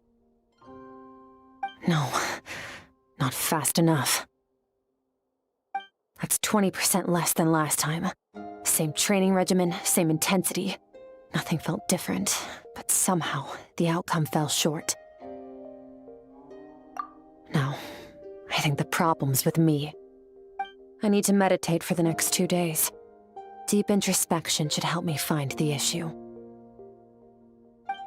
Ooh, sounds intense. We'll watch over you in the meantime, then. Thanks.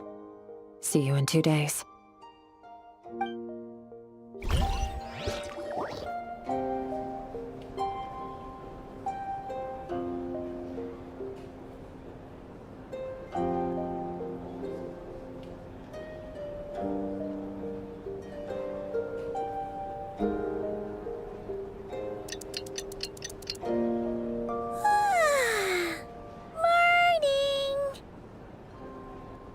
Skirk is still meditating, huh?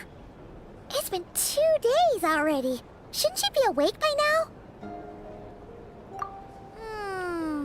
Paimon can't think of anything we can do to help. Oh, wait! Breakfast! That's it! Paimon will go get breakfast! Skirk is gonna be starving when she wakes up. Be right back.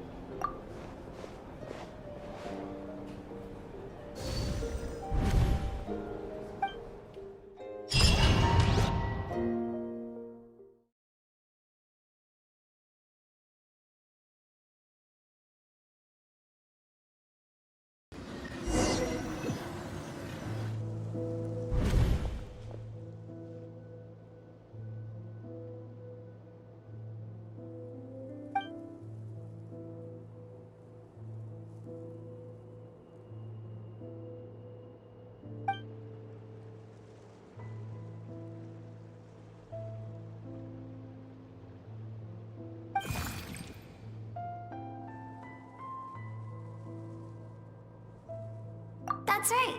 This is Skirk's inner world. Think of it as the threshold between the soul and dreams. This isn't your first time here, but what you remember is probably a space covered in darkness. I only managed to illuminate a small portion for you back then. Actually, it's my first time talking to someone like this. I only managed to break free and bring you here because the injury weakened her power. I guess that's why I can speak again, too. Call it fate, if you want. I think that's the word they use in this world for lucky coincidences like this, right? Now, before I take you to her, I gotta ask. You're the first outside visitor to ever come here, so what's your impression of this place? Oh, you noticed. This river represents Skirk's strength. Strength accumulates over time. It is the summation of a person's lived experience. So this river is where all the fragments of Skirk's life should converge into a single stream of memories and emotions, flowing forward as one. But as you can see, this river has been severed numerous times. It's because Skirk doesn't like who she was in the past. And all she sees reflected in the river is a disgraceful shadow of who she was. She cuts through water and rock with the sword of reason, severs her connection with the past, and begins anew.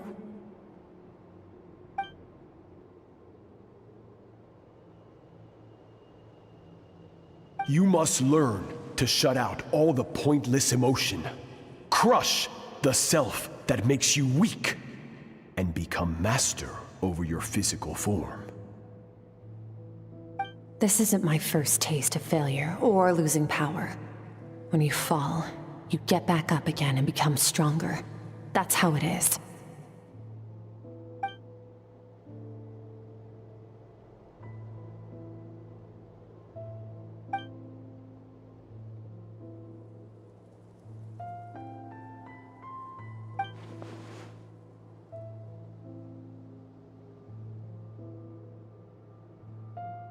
The answer to one mystery invites another question, I see.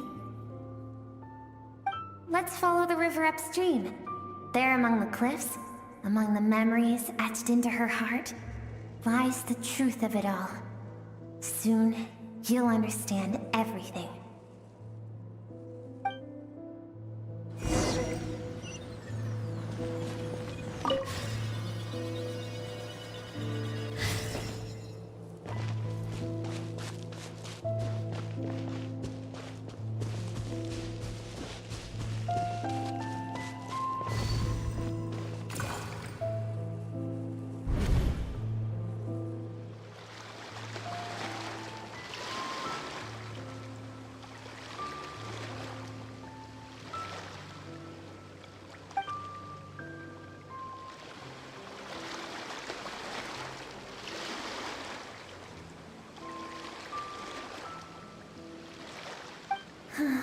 I've always thought that, even when falling leaves don't come from the same tree, they can still form bonds of kinship when they meet.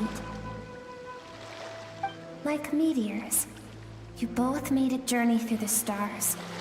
Both travelers who have landed on a planet that is not your home.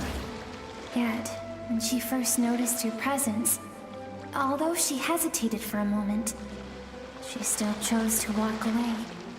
Indifferent as ever.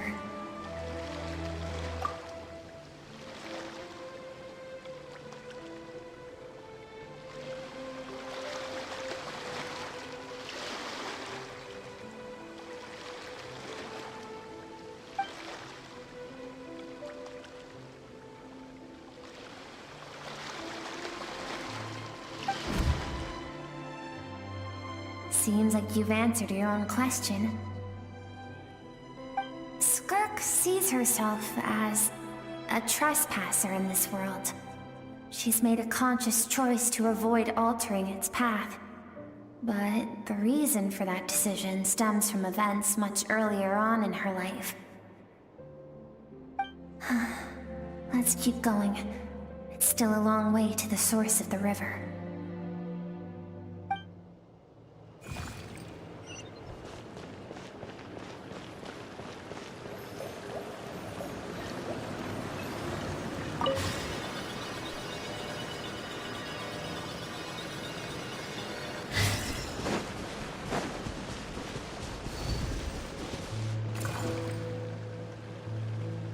now have what it takes to wield immense power.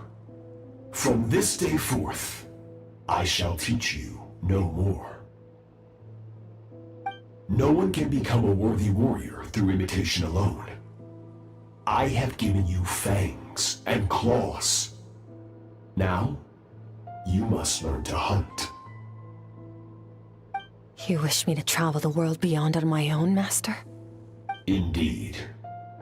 Make new friends. Embark on your own journey. And piece together a new future from the shattered remnants of your past. We will still have contact through the abyss. But know this. One day, I will take the life you worked so hard to rebuild and reduce it to ashes. Just like the fire that haunts your mind. Why do you do that? I have told you before, fear is the catalyst for human evolution. You have tasted loss. You have known fear, so deep it can be felt in the bones. But as living beings, we all have an instinct to detach from that which harms us. And thus pain dampens over time, and the acrid taste of fear becomes but a distant memory.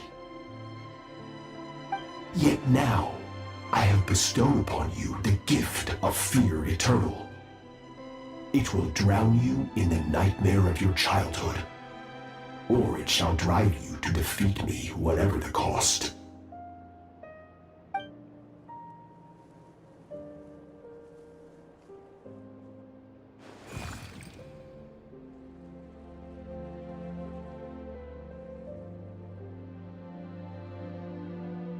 That is what Skirk's master, the foul Sertologi, looked like at one point in time. Of course, as a higher being, physical form is a triviality to him. He could appear as a beast, a human, or even a monster that defies description. The form you see him in here, clad in abyssal armor, is the one he usually wears when traveling through the stars.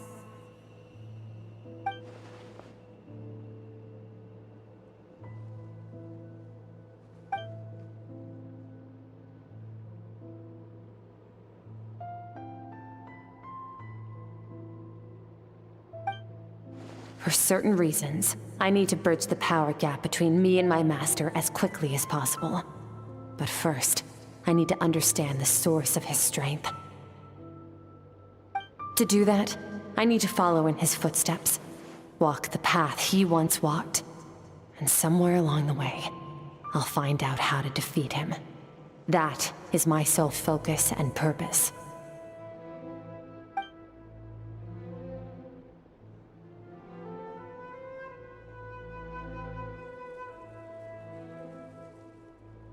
I'll let you in on a little secret.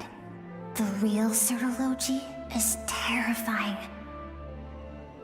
The scope of his power is impossible to understand until you experience it firsthand.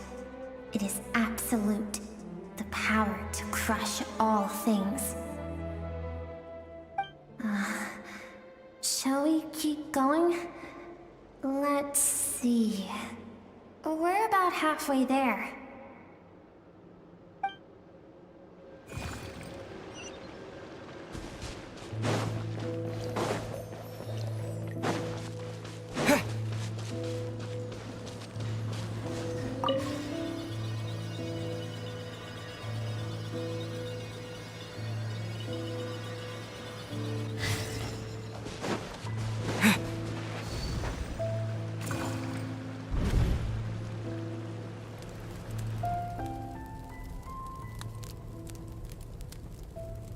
We've made it quite a ways already.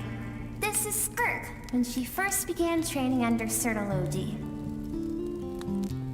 I have set your broken wrist. Tomorrow, you're to train twice as hard. No tears this time. Good. Attempting to garner sympathy through tears is a habit of the weak. A pitiful, useless ploy. Can I ask a question, Master? Why did you save me? I keep thinking, maybe it would be better if I had died. I wouldn't be haunted by that fire all the time. I wouldn't have to go on like this. I saved you because I have a plan for you.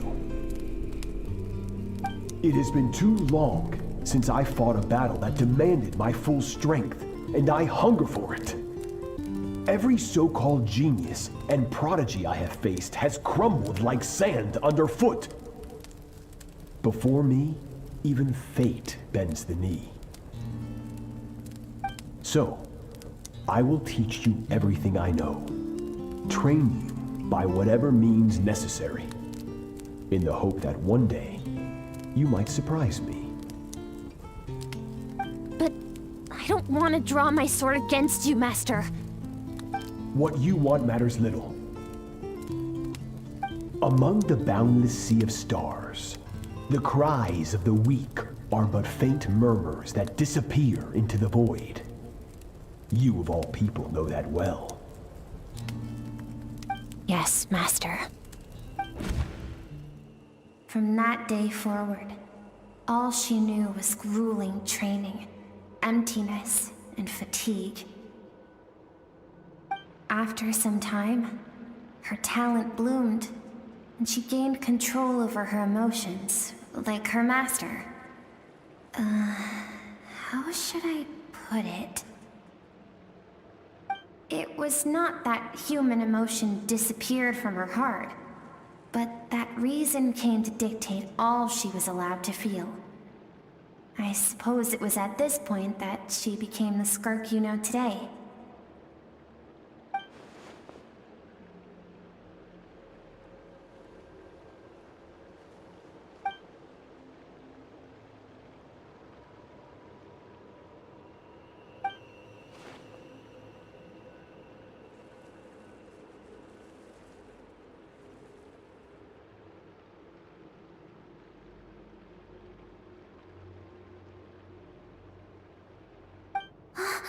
We're nearly there. I almost don't want to reach the end. Well, shall we? This is the final stretch.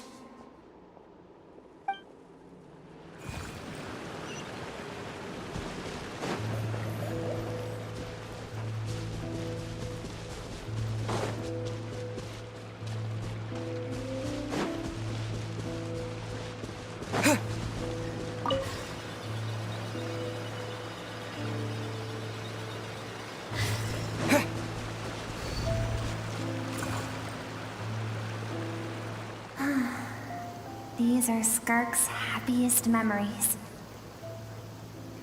What a simple and carefree time it was.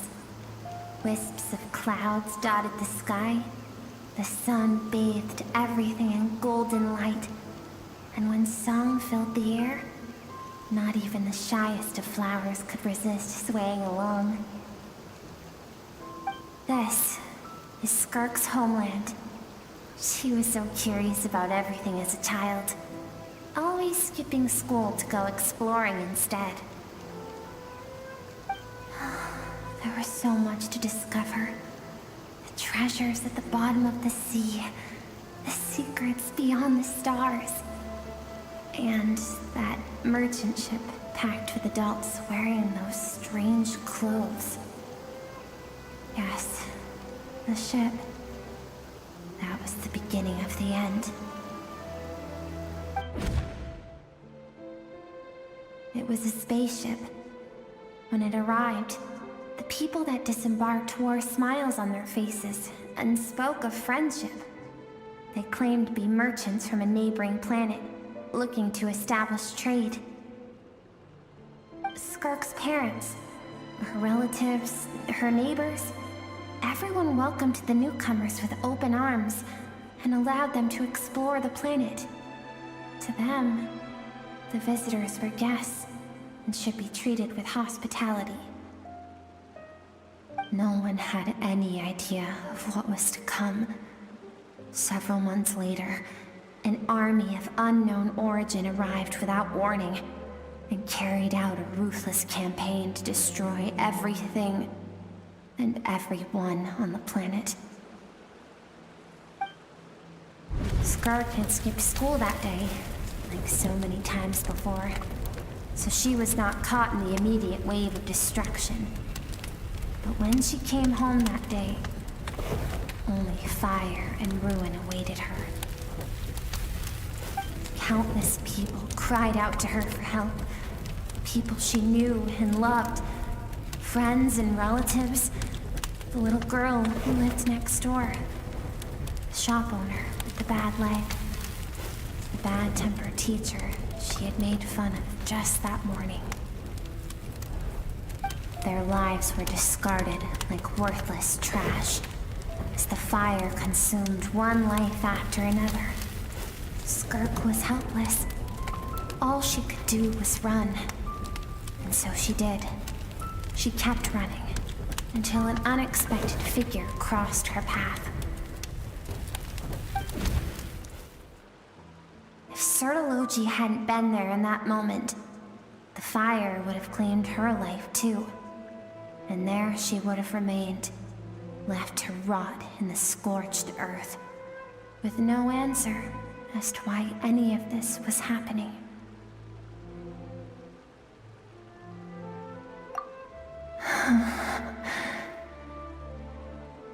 Because she and her people were seen as a threat.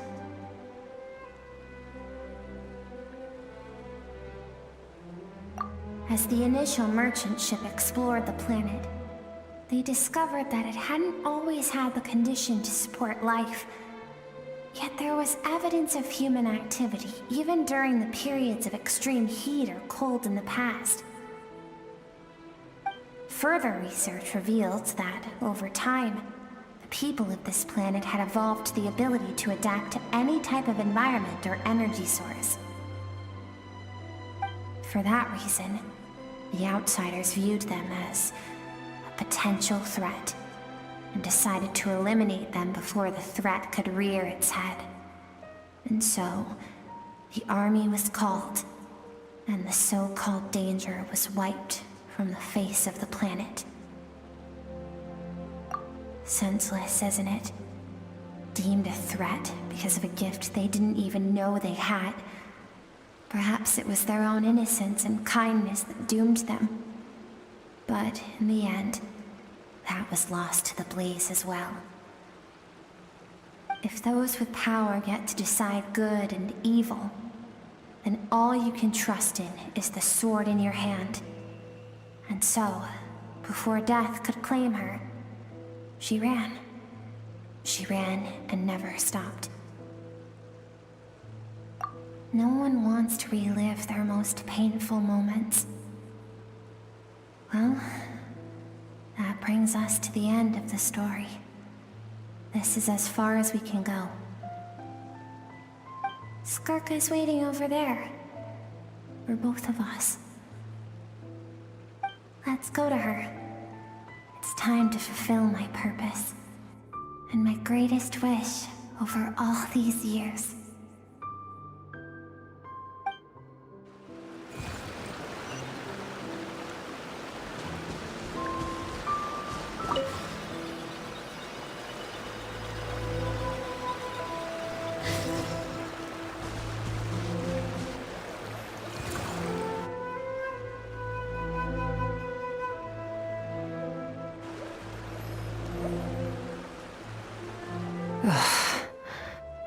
So all this, just so you could bring him here.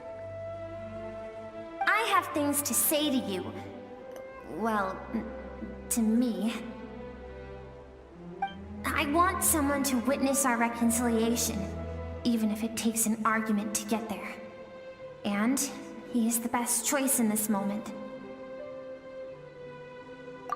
Her suppressed emotional self. The version of herself she keeps locked in the recesses of her mind, stifled by reason. All those rejected impulses, those discarded aspects of your past selves, they are a part of me now. I am who you used to be. Someone you have refused to face for too long. So, I came to face you instead. You're wrong. I've faced you all along. And that's exactly why I keep you locked here. Your existence makes me weak. Moments of joy and longing are when we are most vulnerable. Don't forget, it was a penchant for goodness over reason that doomed our homeland in the first place. The vastness of the universe renders everything insignificant. Our feelings most of all. Even so, learning from the mistakes of the past doesn't have to mean erasing everything. Strip yourself of your so-called weaknesses, emotions like kindness and empathy, and what makes you any different from the ruthless soldiers who slaughtered our people? The difference is that I'm doing what is right, what is necessary. I allow you to exist, but with limited freedom. That is the greatest kindness I can offer. I have shouldered everything you couldn't carry. I rose above the numbness and emptiness, and it was cold, unfeeling reason that brought me this far. It made me who I am. It made me strong. That is the problem. I want to shoulder those things together.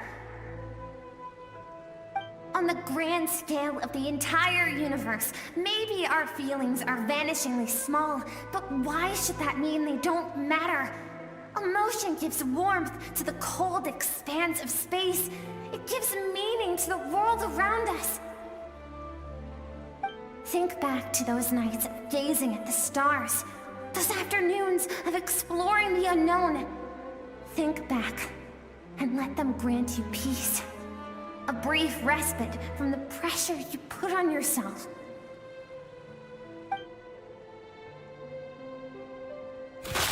That isn't what we need. Exactly what we need! Aren't you curious about why recovering your strength has taken longer than normal this time?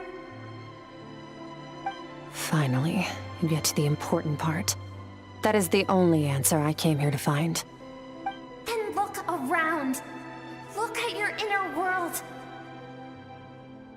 You cast aside your dreams and curiosity, and in doing so, you lost your original motivation. You severed all connection to who you used to be, so you can no longer draw strength from your past. Now, the only things driving you forward are fear and survivor's guilt. But these cannot take you far enough. And so, this river, the source of your strength, grows more polluted by the day. And you think that means I should seek help from a weak little thing like you?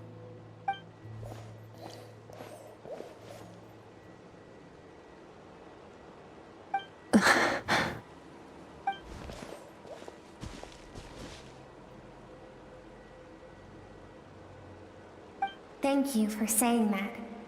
I knew bringing you here would be the right choice. To be honest, I'm not here to argue with you. This isn't about who's right or wrong. And in fact, I agree that in order to make it through the wake of that tragedy, we had to distance ourselves from the pain through reason over emotion. But what is right at one point in time isn't always right forever. I know you will never forget that fire. I know the fact that you were the sole survivor fills you with guilt. And I know that among the voices that haunt you, mine is there too. Because deep down, you know that you didn't turn out to be the person you wanted to be. All those unfulfilled hopes are like knives to the heart. And I don't want you to hurt anymore. So even if you can't accept me, I hope, at least, that you can let go. I keep thinking, maybe it would be better if I had died. I wouldn't be haunted by that fire all the time. I wouldn't have to go on like this.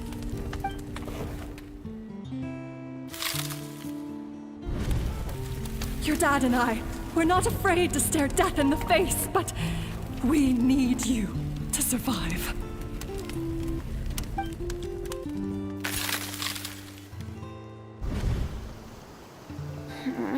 I'm sick of being a kid. There's so many amazing things out there, and I'm ready to see them all.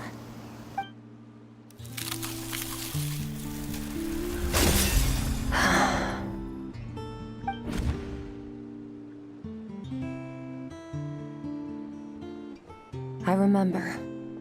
There was a song Mom and Dad always sang when we went out to fetch water. Dancing water. The sand along your path is begging for your song and movement. Will you carry this burden with you on your journey? I am not the dancing water, and you are not the burdensome sand. But if this is your wish, then I will carry you with me until the end. Thank you. I should be thanking you.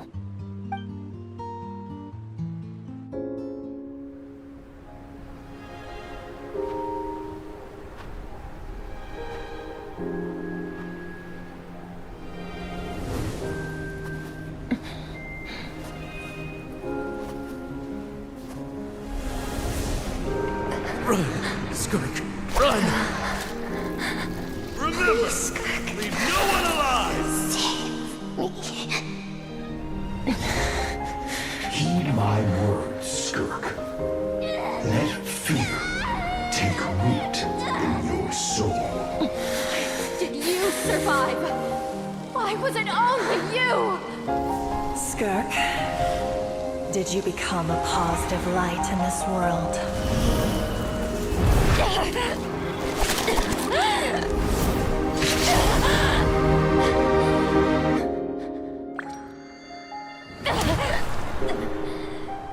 Hey, this doesn't have to be the end.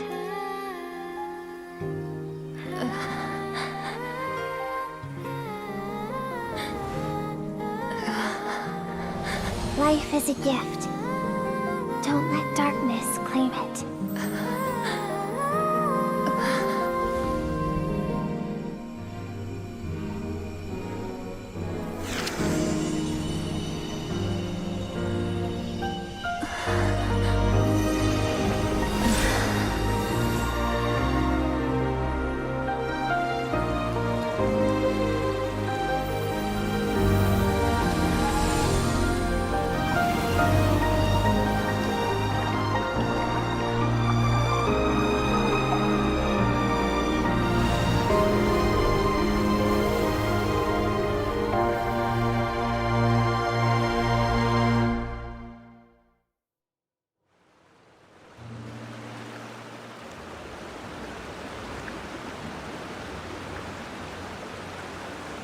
So, you saw my memories then.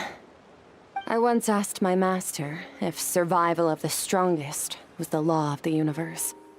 He said no. But in a world without order, those with no moral boundaries tend to be the ones who survive. That's why, after hearing his answer, an idea came to mind. An idea that, one day, I would create a new world order. One in which there would never be another tragedy like that fire. One in which power was not the law of the land. But that means I must defeat him. Because my master, Sertologi, is, at the core, a defier of all rules and order. Yes, and not just because of the gap in our abilities, but also because I have no reason to see him as an enemy. Although his decision to train me was not made out of kindness, he did everything a master should. He saved my life, taught me the sword and the principles of strength. And for that, I respect him. I know, and it's not something I want. but Master never goes back on his word. I have to treat everything he says as a promise. He's no longer into that, but he sends me messages through the abyss every now and then.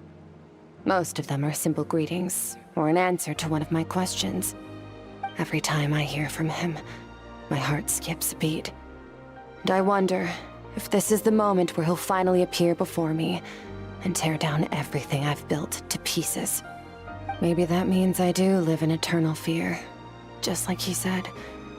Yes, I respect him, but I'm also afraid of him. And for that reason, the pursuit of strength consumes every moment of my life.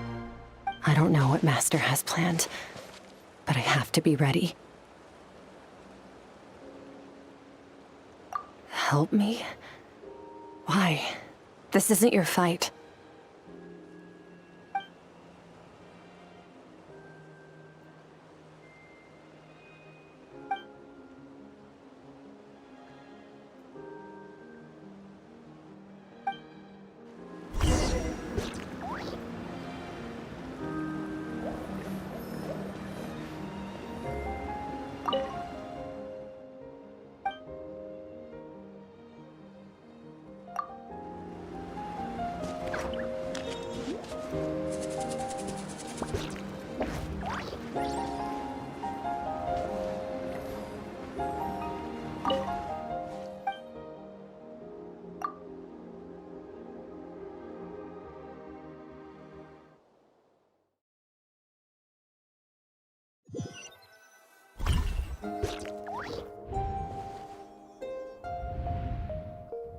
Oh, you're finally awake!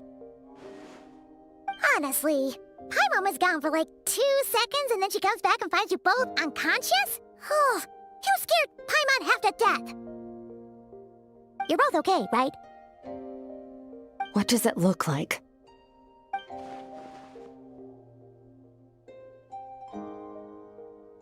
Only water from the source can cleanse the rot and filth that flows from the past into the future. I taught you to incorporate the experiences from your journey into how you fight. I suppose what happened today will become an inseparable part of who I am. Okay, so Paimon feels like she's missing some important context. But whatever. Paimon brought back tons of delicious snacks! Let's dig in!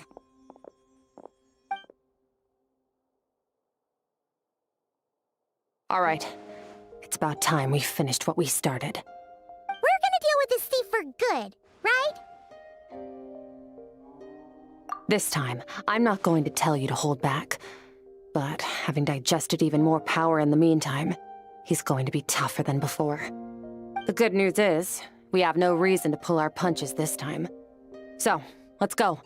Same place as last time.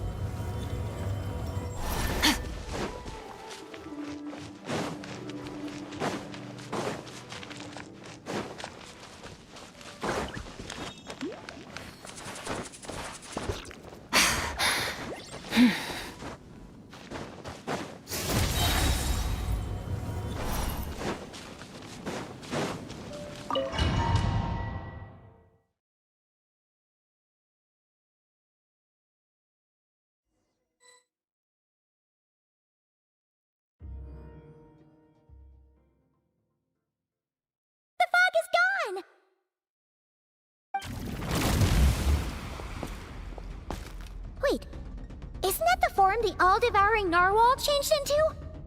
How come he knows that, too? Really? So, you're telling Paimon that giant whale and this guy can both turn into the fowl? How does that work? It's a subconscious instinct. Any intelligent being who longs for his level of strength is bound to mimic his appearance. It's a natural response after encountering someone as powerful as Master. To them, He represents ultimate power. We know the person before us has encountered Master, and we know he stole a portion of my power. So it's not surprising that he would assume this form. Okay. Oh, the closer Paimon looks, the more intimidating it gets. Nervalette isn't here this time, so it's up to us. He won't have the nerve to steal again after we're done with him. Let's teach this guy a lesson.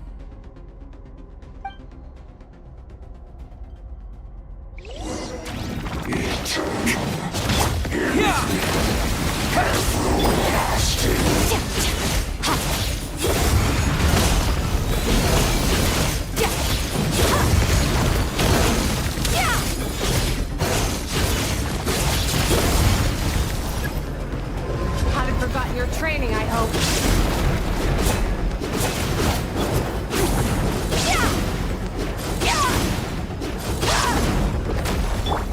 Water check! Annihilate. Power.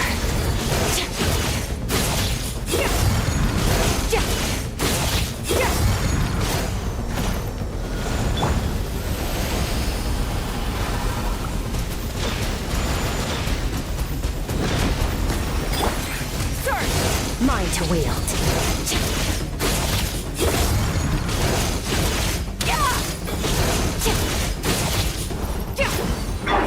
Go!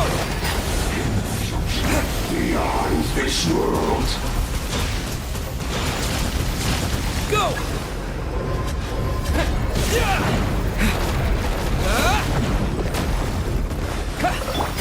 Fearless. Paradigm shift.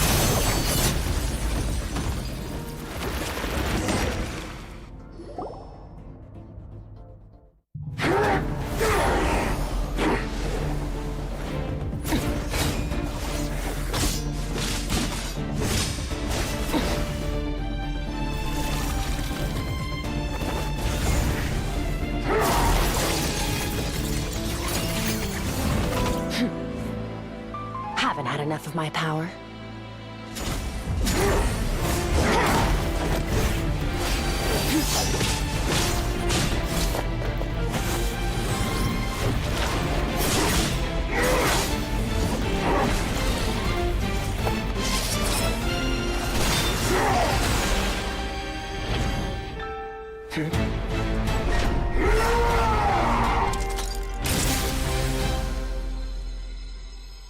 Well then, let's see how much more of this power you can handle.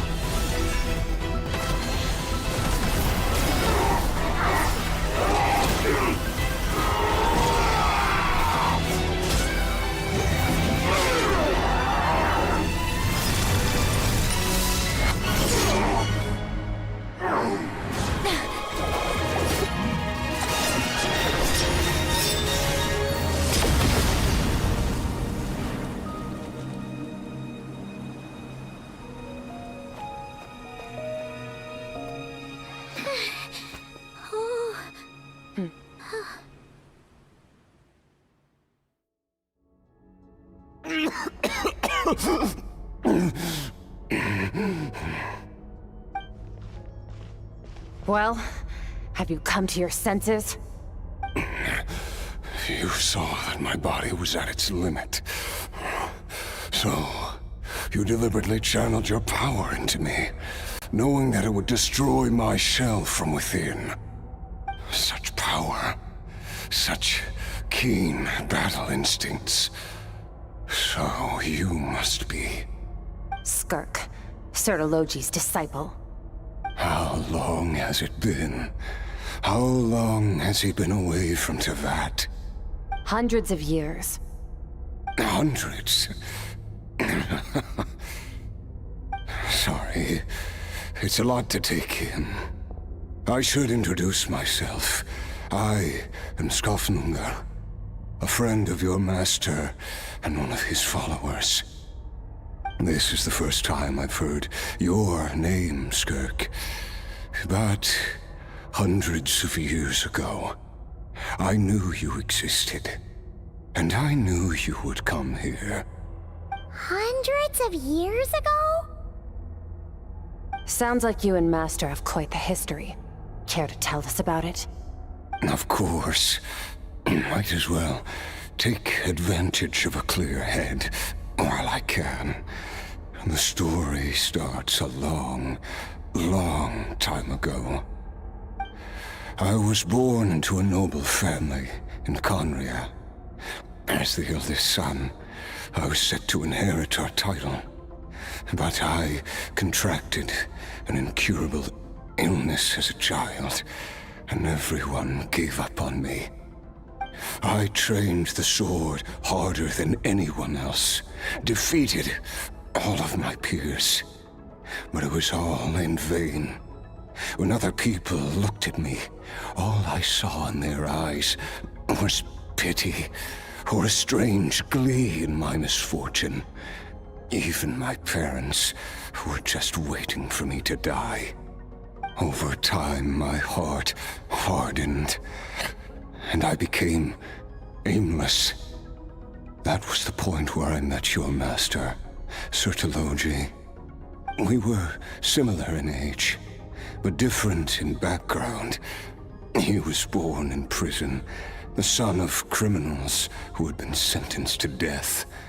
He spent his childhood wandering the streets, facing more criticism than the literary works in the Universitas Magistrorum. Yet, he always wore a smile on his face, as if kindness and malice were one and the same, and he could not see the difference. I still remember what he said to me when we first met. You need to fight to survive. Even if it's a losing battle, it should light a fire under you. How can you sit back like this and go down without a fight? That does sound like something he would say. He was the first to acknowledge that I was worth something, and he inspired me to keep going. When we sparred together, it was the first time I actually felt the thrill of combat. When I was 10, he stole forbidden research materials and managed to cure my illness. It was like there was nothing in this world he couldn't accomplish. When it came to the human form, he was always intent on pushing the boundaries of possibility. But somewhere along the way, I fell behind. My talents were nothing compared to his, and at some point, I realized he had pulled so far ahead, I was too embarrassed to even ask him to spar. After his grand endeavor was successful, he sought me out and said to me, "This planet no longer holds anything of interest to me, so I'm leaving. But first, I have an offer. I can use a power I have just refined to break the curse of immortality for you. Your death was once what we worked so hard to prevent. But the immortality you now face is a different kind of pain altogether." I'll pass. Immortality doesn't sound so bad to me. Since I can't die, it means I have an infinite amount of time to get stronger. Maybe I'll finally catch up to you one day, and we can spar like we used to. Are you sure? I cannot say when I will return. Your body, or rather, your soul, might not be able to withstand this curse. All I can do is try. After all, a wise man once told me, people need to fight for their own survival. Wise indeed. Nevertheless, if you grow weary of the pain of immortality, and wish to experience a good sparring match before you wither away, seek out my disciple. Disciple? Never thought I'd hear that word coming from you. Nor I. but Vedifenir said I was destined to find a disciple out there in the universe and bring her to Tibet. You know as well as I, Vedifenir's prophecies are never wrong. Huh. Well, now I'm curious about who this disciple of yours will be. All Vedifenir said was that one day, the stars shall bow in her honor. Sounds pretty impressive. Of course. Only the most outstanding people would have the right to become my disciple. Still self-assured as ever, I see. But you're not wrong. I'll be leading them. Oh, and if you were serious about getting stronger, I left you a little gift in the primordial sea. As I've said before, walk whatever path you want. Freedom means even the wicked get to make their own choices. Waiting for me in the primordial sea was the all-devouring narwhal, already beaten into submission by Sertologi. In its weakened state, I was able to cut off part of its flesh and sew it into my own heart. Your heart? That sounds like torture! How did you even survive that? Because, of course, I bear the curse of immortality. So, you used the curse to turn yourself into a vessel for power. Even with that whale's ability, devouring power like that is not something the human body can withstand. With your body and soul constantly at the breaking point, it was the curse of immortality that sustained you. But that is not the path to strength. You have to pour your heart into it, work for it, dream of it. Instead, you stole something that didn't belong to you, and it backfired. You're right. I should have known better, but I had already pushed myself to my limits, and he was still miles ahead of me. So I had to take a leap of faith. I miss your master. I miss the days when we were all together, troublemakers without a home. I don't regret the choice I made. But if you'll allow it, I do want to apologize. To both of you. After the beating we just gave you, I think we can call it even. You're an interesting one as well. Sertologi's disciple. That's a lot to live up to. It can't have been an easy experience. I know what he's like. He rules with an iron fist, using despair and fear to force you to catch up to him, all the while standing ever out of reach. We're like mountain climbers in the dark, never knowing how much higher we have to climb, or when we will see the sun again. True. But I made up my mind long ago. No matter how dark it gets, I will not give in to despair. I will overcome it. Besides, after hearing your story, I suspect what Master really wants is not a battle that demands his full strength, but rather a defeat without regrets. Oh? Since you're his friend, you must have some things in common. The first time we came here, when you stabbed me through the fog and stole my power, I felt no emotion coming from that spike. But when you had to devote all your strength fighting me just now, I could feel joy and passion emanating from your blade. It was the joy of a researcher discovering the truth of the world, the joy of an artist uncovering a temple of wonders. Interesting. I'm certain I didn't express those emotions outright, yet you were able to read them from my blade, like a glimpse into my inner world. You're right. That battle brought me an unbridled sense of joy, and my defeat brings me no regret whatsoever. Exactly. I think Master also craves a battle like that. One where his opponent forces him to use all his strength, unlock the extent of his potential, and transcend his own limits. A battle to end all battles. After which, all can come to an end, including, perhaps, his life. For that very reason, good and evil are meaningless to him. He has one purpose, one goal: to complete himself.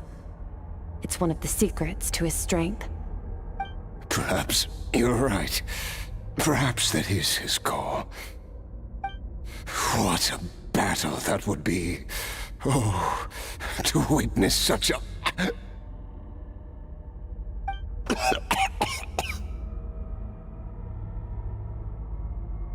you okay?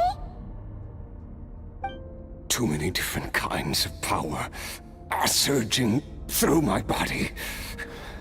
The curse of immortality allows it all to coexist, but it does not remove the pain. I won't be able to hold on to my sanity for much longer. What a shame. I would have loved to witness that battle. Sertologi once offered to free me from this curse. Now, I must ask that of you, Skirk. Can you release me from the pain? I can, but not through death, if that's what you were hoping for.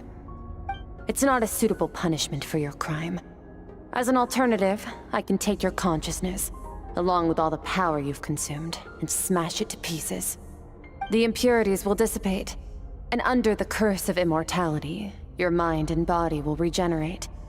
When that process is complete, you will be back to who you were before, no longer tortured by powers you can't control. But it will be a time-consuming and painful process. The decision is yours to make. I accept. And who knows? Perhaps I'll wake up in time to witness your great battle with Sertologi.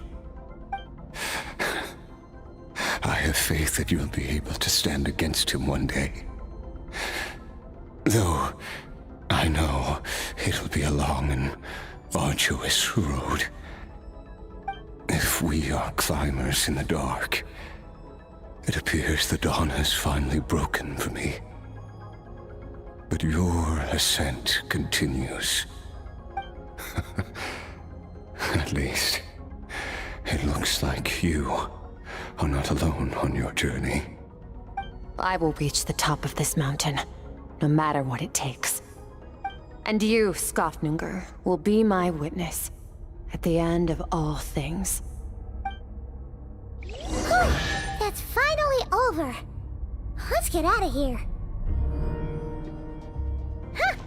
At least we don't have to make a mad dash for the exit like last time.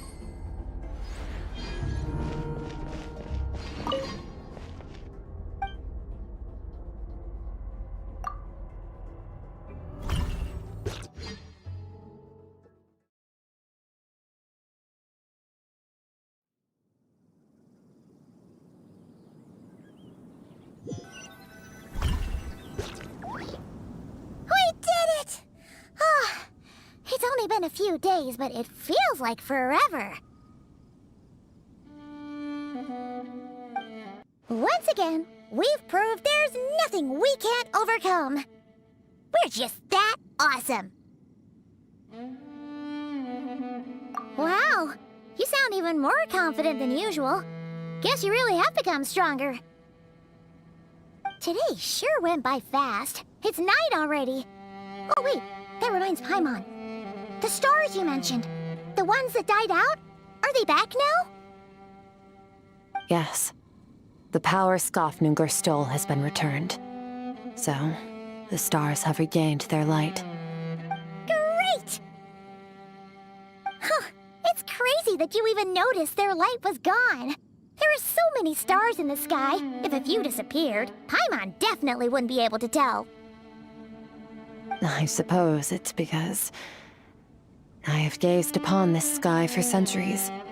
The false stars, hanging in the meticulously planned sky, glittering with rotten light. It's not real. And yet, it is for that very reason that I can look upon it and enjoy the momentary peace it brings. Even the most beautiful of bubbles has to burst. We will return to the real universe one day, whether of our own volition or not. Time marches ever forward. Even the innocent and naive will taste life's bitterness. Yet through hardship, we grow until we learn to seize the sands of time for ourselves and uncover our true strength. Though we gaze upon a false sky, its vastness and majesty is palpable. One can only wonder, what is it going to take for kindness to reign supreme in the vast expanse of the universe? Ugh, this is all going over Paimon's head. But if she knows one thing, it's that the Traveler always finds a way. Ever since we met, he has filled Paimon's days with happiness. No matter how tough things get, he always finds a way to make it better. If it's too big a job for one person, then we'll do it with two. And if two's still not enough, then three. We've met so many amazing friends and accomplished so many amazing things. As long as we don't give up, we can make any wish come true. I suppose when it comes to you, anything is possible. Well, I should be going. Now that my power is no longer isolated from my emotions, I need more practice to get used to it. I suppose fate will decide. Maybe we'll bump into each other on the street. Or maybe we'll reunite on a different planet entirely. Regardless, reunions and partings are but passing moments. More than anything, I hope that at the end of this journey, wherever it takes us, we stand in a world reborn. One without war, pain, or forced partings. One where new life can bloom, even where there was once nothing but scorched earth. For this, we must all work to become stronger.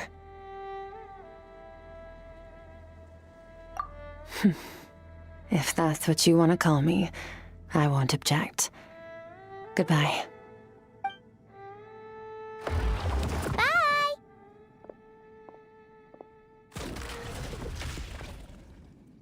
Is it just Paimon, or is she being nicer than before?